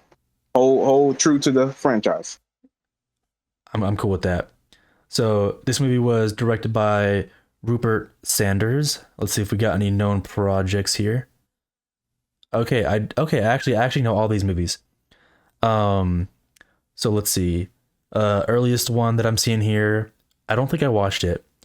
2012. He was the director. Snow White and the Huntsman. Nice. Really. I don't think I saw that one, but I know of it. With Chris Hemsworth, right? Maybe. Is that who's in there? Yeah, it might be. And Christian Stewart. Maybe. I don't know who's in it, but I've heard, like, when it came out, I saw like the title and poster and stuff like that. But that's like what, 12 years ago. It's a long time ago. Yeah. Also, I do know this one. I think I did watch it. 2017, directed it, Ghost in the Shell. That was was that Scarlett Johansson? Yep, Yes. Scarlett Johansson. Yep. So I recognize those movies. So he has some stuff under his he has some stuff that he's known for. Okay. Nice. So we recognize some of his projects. The past couple of people we don't know who they are, or maybe it was the past few. I think 2, 3, and 4 we didn't recognize who they were. With that being said, this one I think should have. Yeesh. Okay. This is still being updated. So obviously this came out 2024. Just came out like last week or something. A budget estimated 50 million. So double the budget of the first movie. Okay. Estimated, don't know if it's completely accurate. Right now, this has been updated on yesterday. Opening weekend, 4.6 million. It's a little rough. Yeah, that is. So they've got to make at least, if it's accurate, they have to make at least 50 million to break even. They got to make more than that to start making money. There's no worldwide yet because it just came out. So Right. it's just right now 4.6 million is where it's at. Not the best opening weekend. No, definitely not. That sounds pretty fucking rough. Mm. But also 50 million for a budget is pretty damn. It's pretty big. I think they should have gone lower. Yeah. But that probably wouldn't save the franchise. I feel like it's I think they put too much money into it. I don't know if the fan base is that big. Is my prediction. Maybe the money the gross income goes up, but I don't think it's gonna go up like crazy big. Not me either. Time for the story. This one, I actually want to say it's almost exactly like the first movie. You got the boy and the girl. They get murdered by, is it another gang? No, it's not. They get murdered by a corporation. Yeah, this one has a different. Okay, this one does have a little bit of a different villain. Right. Interesting. So they still kind of keep that like devil theme here. So they have this person, main bad guy, who I guess made a deal with the devil for immortality. In exchange, he has to kill innocents and send them to hell. Sound about right? Sound about, yeah, perfect. With that being said, they were involved in the mix. His girl, the bad guy has this thing where he can like whisper into your ear and make you do things. He made the main character's girl kill someone. I guess she had the footage of that. I don't know if that was the reason why she was killed, but they basically came after her, killed her, and then killed the boyfriend because he was affiliated with her. Right. Something like that. How's that for the story? That's a good story. Good story. So, decent description. What do you think? How'd you like this movie? This is the brand new one. So, one thing that this movie did that the other ones really didn't dive in into the relationship of the love interest and the crow, right? Yeah. Because first one, literally, the first scene we see is them in the crime scene. They're already dead. We don't know who these characters are. We don't know their past history. We get that through flashbacks. The second one is a father and son. You know, they ain't no really love interest, but even then, it's still same thing. They're already dead. Yeah. Third one, already dead. Starts love with execution. Yeah. Fourth one, we see a little bit of love and stuff like that. But they don't delve into it like how this one does. And me personally, I like it. The only thing I don't like about it is the pacing of the movie. Too fast, too short, or too long, or what? I felt like the first and second half, and second like quarter second half of the film, dive in. And I love that they build the love, like they build the relationship between them. It really make you feel like, yo, this, like and he proved that. Yeah. But like, if we can just get to the action a little bit more, Okay, so you wanted to speed it up to the action. Yeah, speed it up to the action, but I still enjoy them leaving the mental asylum. Asylum or something like that. Them building them falling in love with each other and just finding they're broken people finding each other and stuff like that. I love that. Soak in it, but don't soak in it too long. Okay. I was kind of losing interest. I was like, all right, when we gonna get to the popping, right? Yeah, it did take a little while for them to get into the crow state. Right. But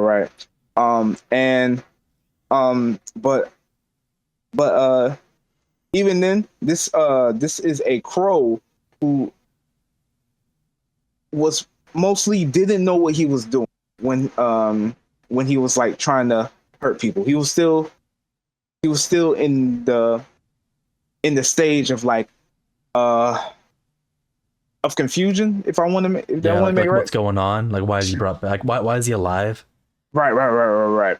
Another thing I like is that they delve into the mystical or the lore of the whole crow thing, right? Yeah, You go into a whole nother realm or dimension. Let's call it the Crow realm or the Crow dimension. Yeah, crow realm and crow dimension. And basically this is where he meets, I believe, cowboy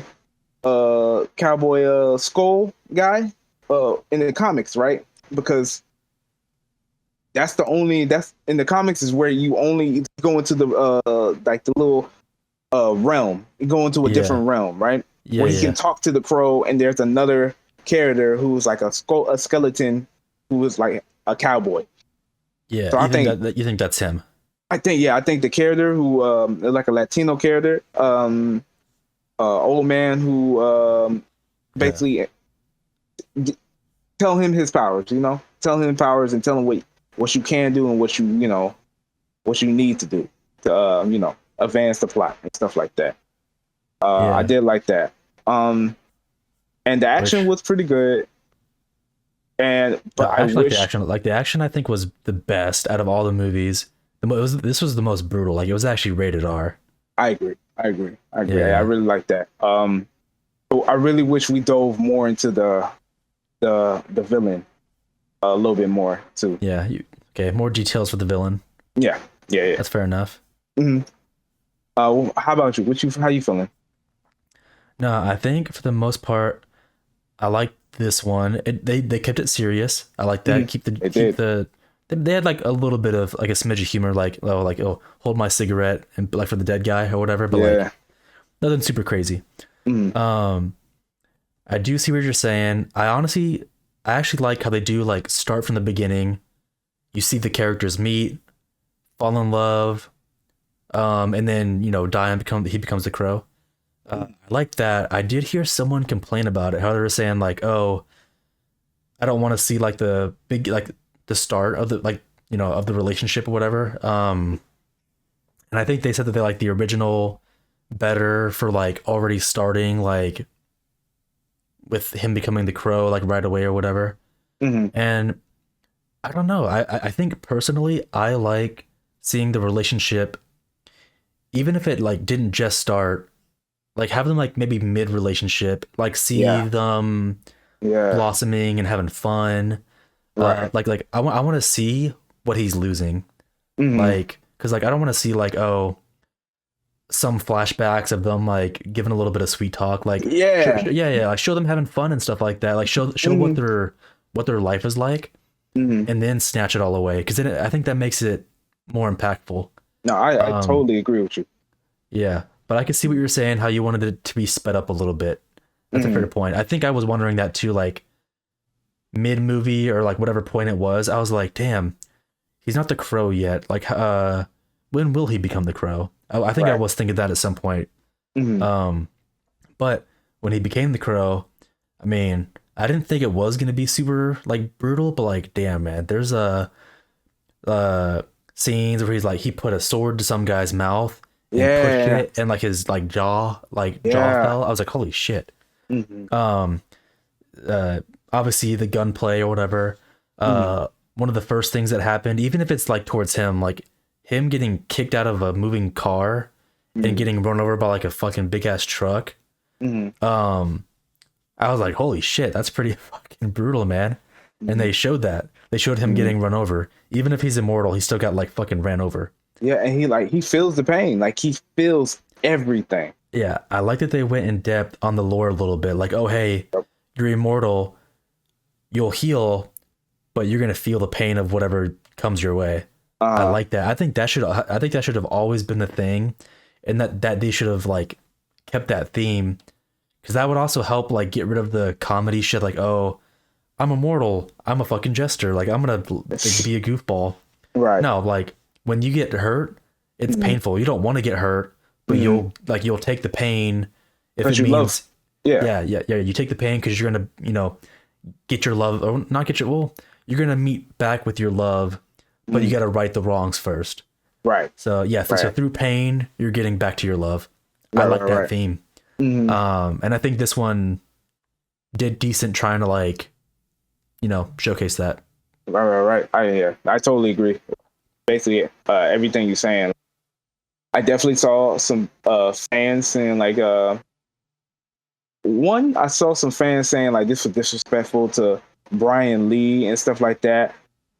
Me personally, and I'm saying this as not a fan of the franchise and obviously of course, but I don't see how this is disrespectful to him. This is his own rendition. I mean, Brandon Lee did the character. He made the character statement and stuff like that. But I don't see how it was any way disrespectful. Like it's his own iteration. It don't have nothing to do with Brandon Lee. It wasn't making fun of him. It wasn't his thing. It wasn't. It's just another take of the franchise. But Yeah. I do want to say that I lost my train of thought. But Nah, you're good. I get your point though. Like it's just an iteration of the character. mhm, There's no disrespect to Brandon Lee, and honestly, because Brandon Lee was an iteration from the comic. Like he made the first movie, but like it's not his idea. So like it's not like I don't think it's like that. Like if Brandon Lee made the character and he made the comic or whatever, mm, that's a different story. But he's just playing the part from a book, from the comic or whatever. exactly. And they made three other or two, three, four. They made Mm. another three movies, and then like before this one. Right. So it's like they didn't. Yeah, they And if didn't you like stop. disrespecting anything, it too will be disrespecting the whole the whole livelihood. Yeah, no, Brandon Lee. two was really rough. Uh, So I think it's fine. It is what it is. If people are complaining, some people just bitch just to bitch, bro. It is No, what I it agree. is. I think this movie was done perfectly fine. no, I agree. Like, So, yeah. How you feel about the relationship, like the chemistry between him and Shelly? initially when I was watching her, I Mhm. wasn't sold. Like in the very beginning, like when like shit was going down, I wasn't sold on her acting right away because I was like, she doesn't seem like she's really scared. Like Mhm. like she should be. Like, oh shit, I'm getting involved in bad stuff. Maybe like shed a foot, like act like scared or whatever. She seemed really calm, so I didn't like that. Going forward, once I started to see her and him together, I was like, okay, I kind of like it a little bit because it's like you got the pretty girl, and you got like the guy who's got like some tattoos. He's a nice guy. He's not bad, but he looks bad a little bit. So it's like I like the romance that they had going on. I didn't think it was bad. I agree. I agree. So I enjoyed it. I enjoyed their chemistry. Once they started to get going, I'm for it. I feel they did a good job at building the relationship for us to feel like, like for the decision he made. And let me just tell you, actually, one of the most successful crows, if we are pointing out, he actually brought his love back from the dead. And not just from the dead, from hell. He sacrificed Yeah. his own life to go to hell, I believe, to bring her out and to the living. So, if anything, he the most successful crow. Yeah, that actually is live. interesting. I'm with you on that. Yeah, no, he actually brought his girl back to life versus all the other ones stayed dead. And I'm kind of pissed too because he was like, because his like mentor, he was like, "Yo, you and her can't come back together," but apparently it was like only one chance, and you're like, "Yeah, you fucked up." So you can't come, you can't come back. Was it when he was losing faith? Yeah, he was losing faith. He was like, yeah, it's a one way ticket, man. You lost that, so you can't do it no more. He was like, all right, fine. What if I take my place? What if What if I Trade places. she take yeah. my place? Yeah, and I take her place. And we're like, that's quite a I deal like here. that. Yeah. That's interesting. Yeah, damn, Yeah. that is interesting. Hmm. But like, okay, so say if he did his whole like, okay, say he didn't lose faith, he kills everyone, they both come back to life. Hmm. I think I don't know so. if Yeah. I think someone has to die. I don't think if he's the crow, I think he should like be dead. Yeah. It's a Um, tragic. It's a tragic character. yeah. With that being said, oh my God, that is a little bit weird because like if he lost faith and then like didn't trade places, she would stay dead, but he would come back to life. It sounds weird because it's almost like they're like a vengeful spirit that can't die. So I feel Mhm. like no matter what, the crow should stay dead. I I feel agree. like they can't come back to life because it just ruins the idea. No, I agree. I agree. But it's like as a happy ending, because these two were truly happy with each other. You know what I mean? Like they were. Yeah, It's like you found your soulmate, which it's the whole point of this of the movie and stuff like that. I just really want them to like be happy with each other. It's like yeah, a broken person finally finding being happy. Not being in a toxic relationship or whatever. true. Yeah, Yeah. but So this is a sad movie. it's a sad movie. So I can't have a happy ending. At least that's what I think. Mhm. So I'm okay with maybe her coming back to life, Mhm. but no matter what, I think he has to stay dead. I'm cool with that. Yeah. I'm okay with it's either they both are dead Mhm. or he's able to do something to bring just her back, which is what he did, I guess. Mhm. But I think no matter what, he cannot come back. I think he has to stay dead. I agree. I Yeah. agree. Tragic So, character. yeah. But also, yeah, it's tough because I also like think that, I mean, for him to be, I mean, I don't know. It's interesting because like I think she should also stay dead, but it's like, well, shit. Dang. Well, cause like, okay, like to be the crow, you got to lose something, which is the girl. But then you've also got to die yourself because you're coming back as an immortal like ghost. Mhm. So you both got to die, and it's like, I guess no, maybe it's fine. Maybe it's fine to like you're fighting for your loved one to bring Yeah. him back. So maybe that Uh-huh. is fine to bring just her back. Maybe it's fine. Right. Because I'll yield to that. I feel like that is the greatest type of like. I feel like their love was like very solidified, like very like out of all the crows' love. I feel like Yeah. their love was the most purest, if I could say that. Yeah, I do think like out of all the movies, like their relationship was like the best. Like it was showcased the best. Yeah. Didn't care. The first one was Second Yeah. one, it's father and son. I don't really care. They didn't show much. Mhm. Third one didn't really show much. Mhm. Fourth one was a little bit more, but it still wasn't anything amazing. Right. So Right. this one did the best. And the second one, that kid had it coming. I'm sorry. He did. No, he I'm did. No, sorry. you're right. Yeah. He did. So speaking of like pulling little stuff from the comics, Mhm. The beginning scene, right, with the horse wrapped around the barbed wire. Yeah. Do you think that it's like related to the scene in the comic where he is on the train, he looking at a window, he see a horse, uh basically following the train and stuff until it get hit, caught in the barbed wire and stuff like that. Yeah. I mean, yeah, like is it a reference? Like, yeah, probably, yeah. Yeah.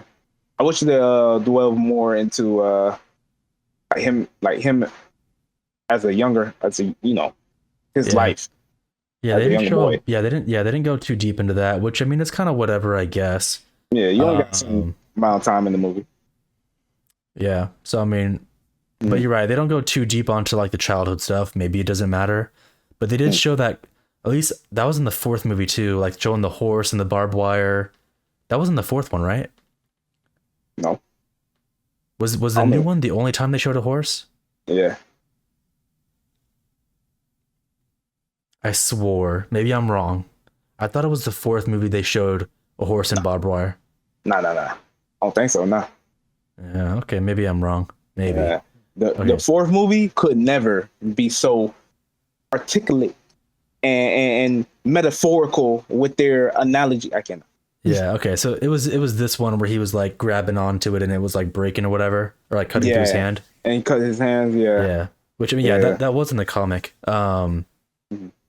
So but yeah, so I guess it was just this movie. But yeah, you're right. It's a reference. What was your favorite scene? Honestly, the car scene and the opera scene, uh, basically the fight scenes are what I like the most. They were pretty good Mhm. compared to the previous movies. Hmm. Hmm. Yeah, I agree. Yeah, the opera scene, especially when like they were doing the sword play and stuff, Yeah. and they were like Oh, stabbing. yeah. I Like, do like actually that he used a sword. The other movies didn't do that.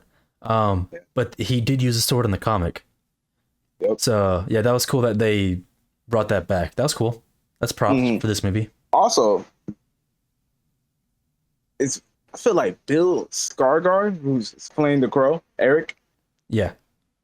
like he is trying to do his action thing. Like he was in what the boys the newest movie where he was like didn't speak, but it was like he spoke in his head and he had to like fight everybody.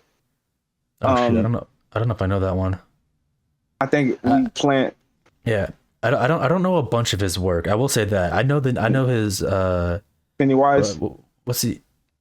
Oh yeah, I do know that one. Yeah, Isn't he in like in Game of Thrones? Is that what it is? Or like I he's like thought, in some like Nordic type show or something. yeah, I don't know I don't know about that. I know he was in Barbarian. I know he was in that one. Um uh and yeah, I know he was in Crazy World, Crazy New World or something like that.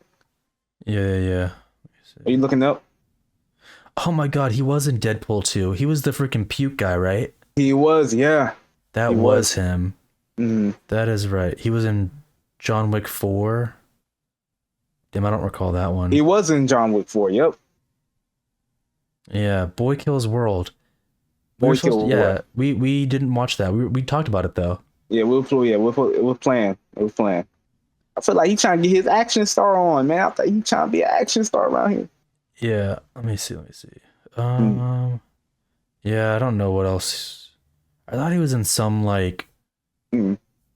TV show, but maybe I just don't know what it was. Yeah. Maybe I'm wrong. But yeah, no, you're right. He's getting in his action for sure. I don't think Mm. he's bad. I think he's pretty decent. No, I think he good. I think he good. Um, Definitely following the family name, stuff like that. Uh, Yeah.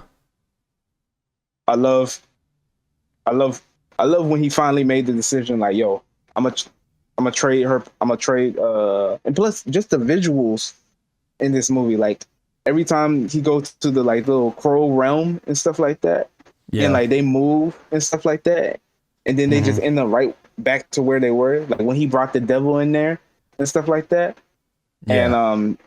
he was like basically standing right behind him, and they made it like a cool shot and stuff like that. I really like that and stuff like that. Sorry, I say that a lot, Yeah. Nah, you but you're good, man. Yeah, yeah. This one, I think this one had the best visuals too. I mean, most definitely. obviously it's the most modern. It makes sense or Mhm. whatever.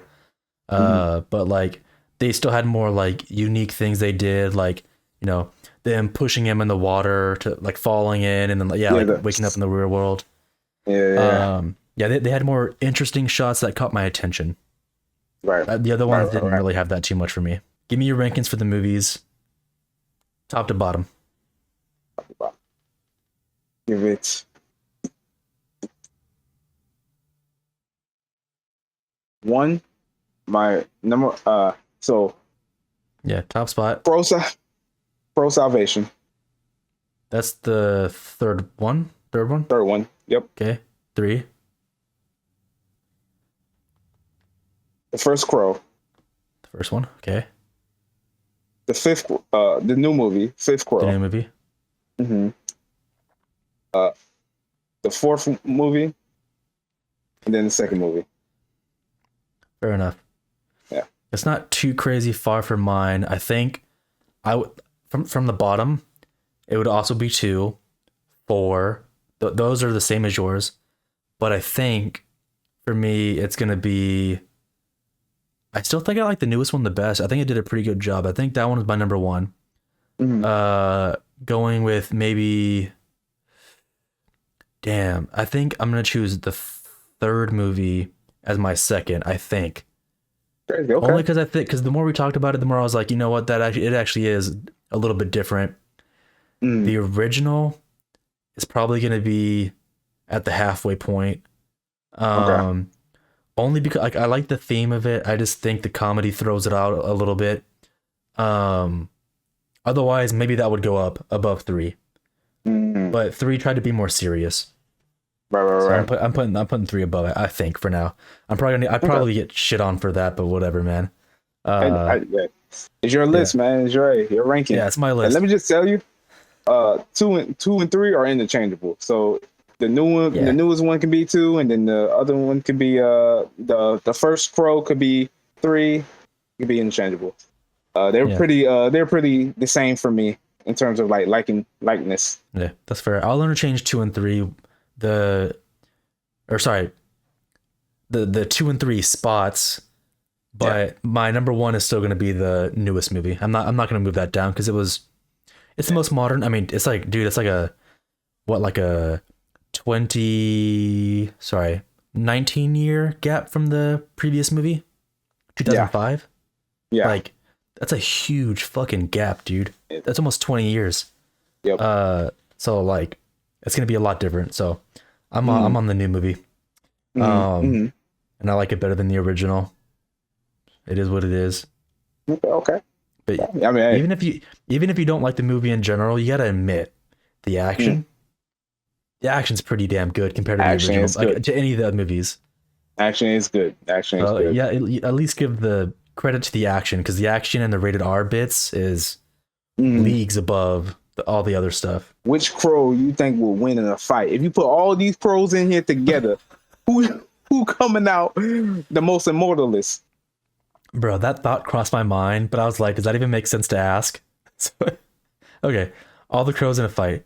Uh, do that ever make sense? I say yes. I don't care. Who cares? Okay, And let me tell you, and let me add something. This crow was the most depowered crow. He didn't have no the newest one. clairvoyance.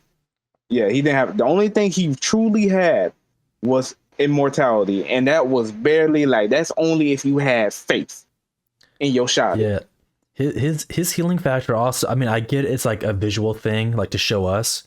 Uh His healing factor looked slow. it did. Oh, E- bro, even like when his bones are sticking out, he has to yeah, push his bones back in, and then he would heal. bro, yeah. The first time he actually, I think he got cut or something like that, and he had to like push whatever that was out in his Oh, his thing. intestines were coming out. Yeah, that's bro. Yeesh, my man. Yeah, that shit That was rough. yeah, that hurt me. Yeah, with that being said, the newest crow probably at the bottom of the list in terms of Okay. weakness, weakest. Yeah, yeah. So he's losing because his healing factor isn't as great. Right, right. And it seemed like without the healing factor, like He's normal, pretty much. yeah, he normal. Yeah, he normal. Which I'm trying to think. I think Crow 4, he's somewhat strong. You said you thought the third one was also strong, right? Yeah, third one also strong. Yeah. The second one, I think they said was brute force instead of like a skilled fighter. No, He I didn't think it seem was super not. strong. The second one was a trickster. So he was like the like trick. He did have some magic though. Like Yeah. the fact that he was able to have things blow up. Like I mean, maybe it wasn't him. Maybe it was the crow. The crow was blowing up stuff. Maybe if he can't use that, then he's getting defeated. The first two are getting defeated. I think it comes down to Okay, who's so, the. so Brandon Lee, he getting defeated. I think he's getting defeated. I The think second Brandon one, Lee got agility over all of them. sure, Mhm. but I do think strength. I think it's gonna come down to who's like also the strongest. But think about it, if you can't get hit, then like if you're dodging every powerful, you know what I mean? Yeah. All right, let me think. Mhm. The third one, I'm gonna say loses. Or you You talking about my third one? Yeah, your third one. Ovation? He's gonna lose. Why Hear he me losing? out. Hear me out. Uh-huh. So, okay, here's how the scenario goes. The newest crow, his healing factor isn't great. You murk him, or whatever, or maybe you tell him, "Oh, your girl doesn't love you." His healing factor stops working. He dies. Okay, he's defeated. Uh, Your favorite crow, movie 3. Okay, he's strong. I'll give oh, him that. He the might be the belief. strongest. The Well, guess belief what? system. I'm gonna let you hit me. I'm gonna play dead. You think I'm defeated? Well, guess what? Now you drop dead. You're defeated. I get back up because I'm not actually dead. Although, but I'm in the ring and I'm telling him, feel that man heartbeat, feel that man pulse. he gonna be like, You did. You're out. So then it comes down to the first two or the fourth one. mm-hmm. Oh my god, dude. So let me That's add the hard. scenario. Let me add a scenario. The second one, he is tricking you. He over here doing shit like Loki, right? We boosting up his power. Right? So he can't just do cars no more. He can make illusions. That's Okay, crazy, if right? you are giving him abilities, that's a little All bit right, better. All right, my bad. Nah, I can. But he is the trickster. They did call him a trickster in the All right, little fine. trivia. How about this? It comes down to okay, so I think I'm fair with the newest one and the third one. They drop dead because you whisper in the ear, your girl doesn't love you, and I play dead. They're dead. The other three, it's gonna come down to who can kill the other person's bird first. Ooh, okay. So Okay. So now it comes down to who's the better shot. The second guy is a mechanic. The first guy is a musician. The other guy is a convict. Hey, and he was going at it pretty, bruh. You know how hard it is to aim with a spear? Ain't that hard? Was that the no, that was the third one though. Yeah, the third one you said that was. So what you mean the fourth guy, right? Yeah, the fourth guy. Okay, the fourth guy. I ain't never seen him use a gun, so he already out. Oh, he never did use a gun, did he? Or did he not? He didn't really use one. He used a bat, and that's it. He's taken out. He has no guns. If he doesn't have like, if he's not armed, he's out. Uh-huh. But he is pretty strong though. The man. Shoot his bird and he's done. He dead. All right, cool. Okay, so it comes down to the first two. First two. All right. So the musician and the mechanic. The question comes down to who do we think is more skilled with a gun? Maybe it's the first one, dude. Brandon Lee. I think it's Brandon Lee. You think it's Brandon Lee? It actually might be Brandon Lee. Yeah. I don't think the second guy did anything super crazy. Nah. He had a shotgun. But I think he hit with the shotgun. Yeah, shotgun. That's you close range. You like, you know what I mean? Because the first Brandon Lee, didn't he have like a lot of guns? He did. Like the whole shootout, he was going at it. Yeah, I might go to Brandon Lee. I think Brandon Lee will win because I think he's probably the better shot. Shoots everyone's crow. And just whispers to Bill over here, "Hey, your girlfriend doesn't actually love you anymore." He dies because he gets weakened. And then for your shotty giving Nick in the back, in the back of the Burger King. Yeah, that's crazy, bro. And then the other guy just play dead, and then he's just gonna die. He's like, "Oh, my job's done," and fall over. No, I like that. It sounds stupid. Yeah, that's. But besides the goofiness, you think the first one wins? First one, yeah. And he kind of agile too. Like he was flipping and dipping and doing all that junk. Yeah, he is. That's fair. Yeah, that's pretty funny. And we are at the final trivia part for the newest and final movie. Do you want to go ahead and take this away for the first part of the trivia? Okay. Yes. So the trivia I found is that one, I was right. The Latino dude in the movie who was Eric Spirit Guide is based on the Skull Cowboy from the graphic novel. The character was originally supposed to appear in the Pro 1994, played by Michael Berryman. However, all his scenes were cut following actor Brian Lee Brandon Lee death. After his death or what? Yeah, after his death. Really? That's weird. Huh. So he was supposed to be in the movie. That's interesting. Mhm. I wonder why they took him out. Maybe they felt the symbolism was weird or something. Yeah, maybe. Huh. Maybe. But yeah, what you got? All right. So this is gonna be the first part. My second trivia, my second will be a follow up to this because I find it kind of crazy. But so this is just the first part. So development began in 2008 with Stephen Norrington attached to direct, and so I recognize him from I believe he directed the League of Extraordinary Gentlemen. I think it was 2003. So Yeah, interesting. super old movie. So I know that movie. But that's the first part. Big thing is 2008.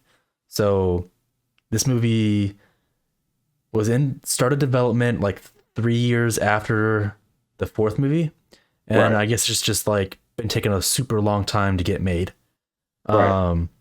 I'm pausing there, and I'll continue after you give me your next trivia. Interesting. So I got a long one. This is the last one. So Mhm. at one point, the Crow film was intended to be called The Crow Reborn, based on a screenplay by Cliff Dorfman, being an original story about an undead police officer returning to avenge his family.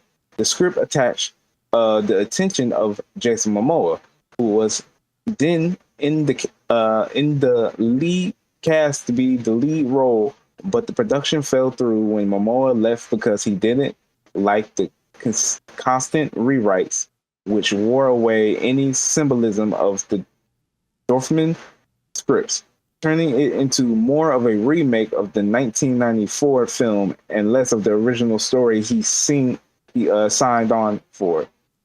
Dorman himself disowned the resulting film, and seeing a screening, posted his response to possible fans' skepticism of the film quality, writing simply, "It is and don't." Interesting. Would you want to see that movie with Jason Momoa as a police officer whose family got killed? Would he be the main character? Yeah, he would be the leading role. He would be Crow. Jason Momoa. I'll be honest. I like Jason Momoa.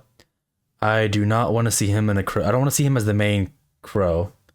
I feel like I'd rather have someone else. Why is that?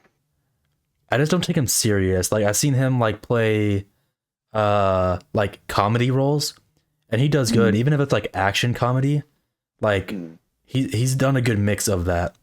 But when I look at someone that's supposed to be the crow, I don't want to see someone that's like a big beefcake. I think Jason Momoa is pretty fit.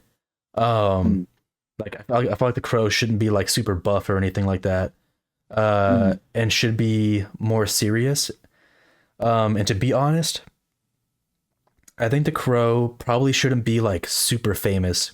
Jason Momoa like is a pretty big fucking face. I feel like it should be someone who's a little less known.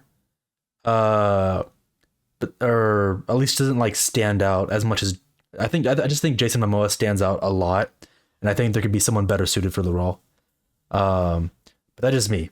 So I'd rather have someone else a little more low key and someone who is skinnier and kind of fits the role better. At least that's just my thought.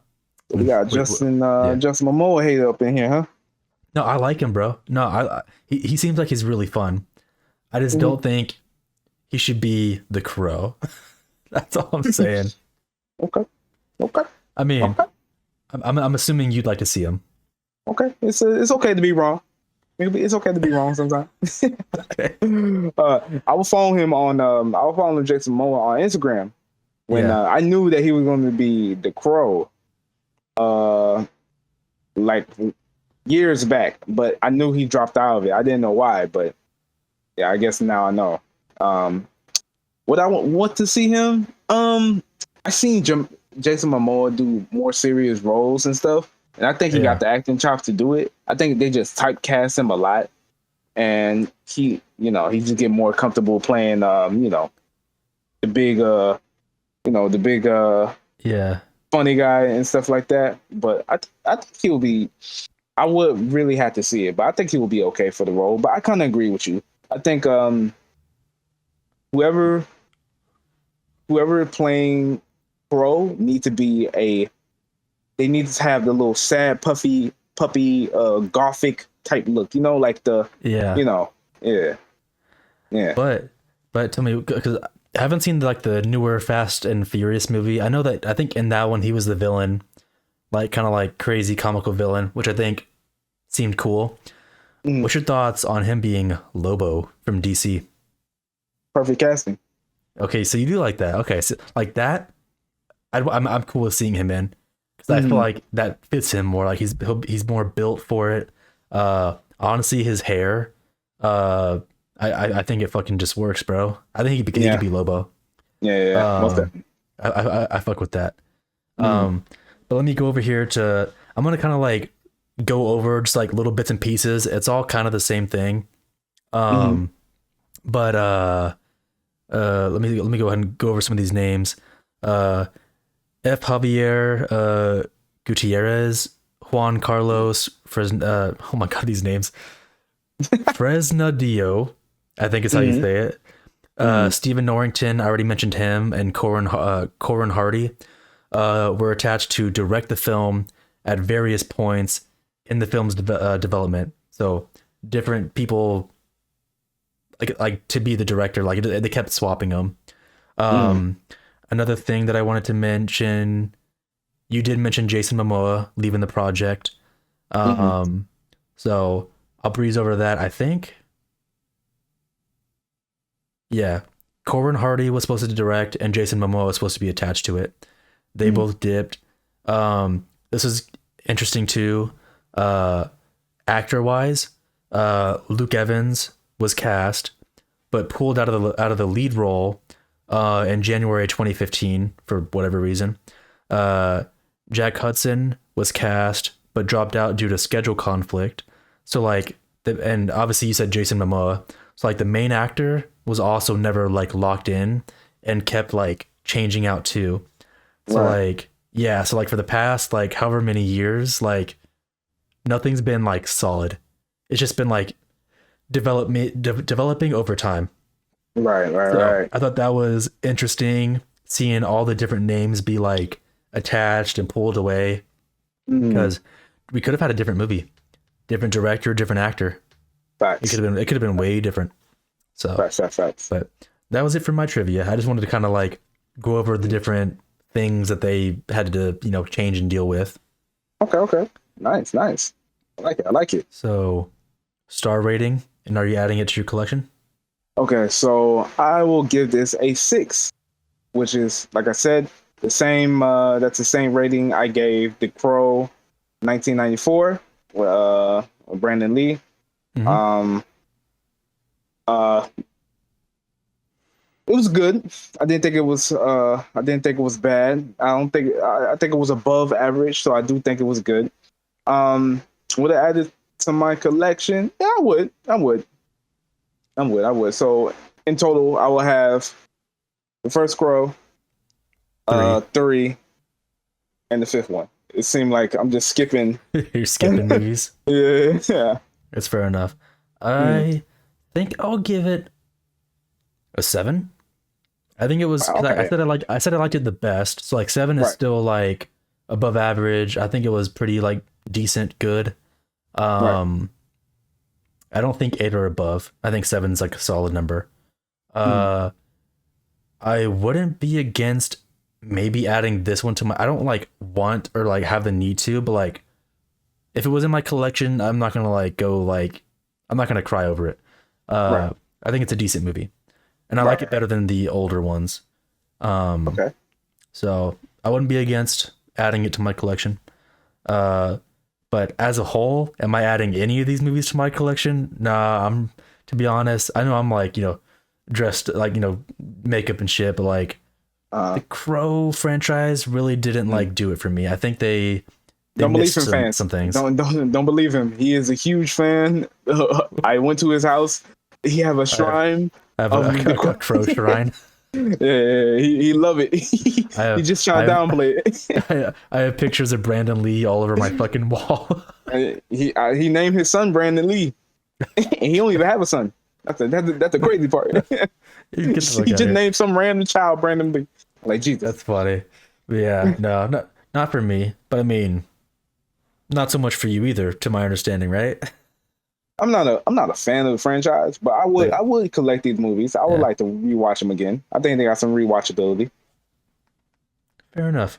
It's all right for me. I'm okay with choosing another franchise, I think.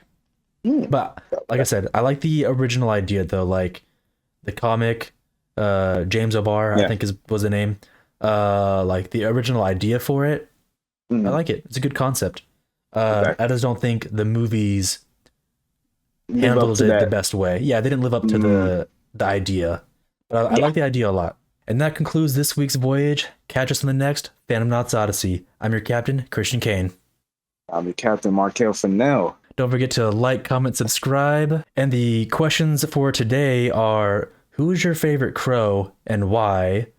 And part 2 here. If you're a fan of the franchise, this is kind of considered like a cult classic. If you're a fan, why are you a fan? What does this like franchise mean to you?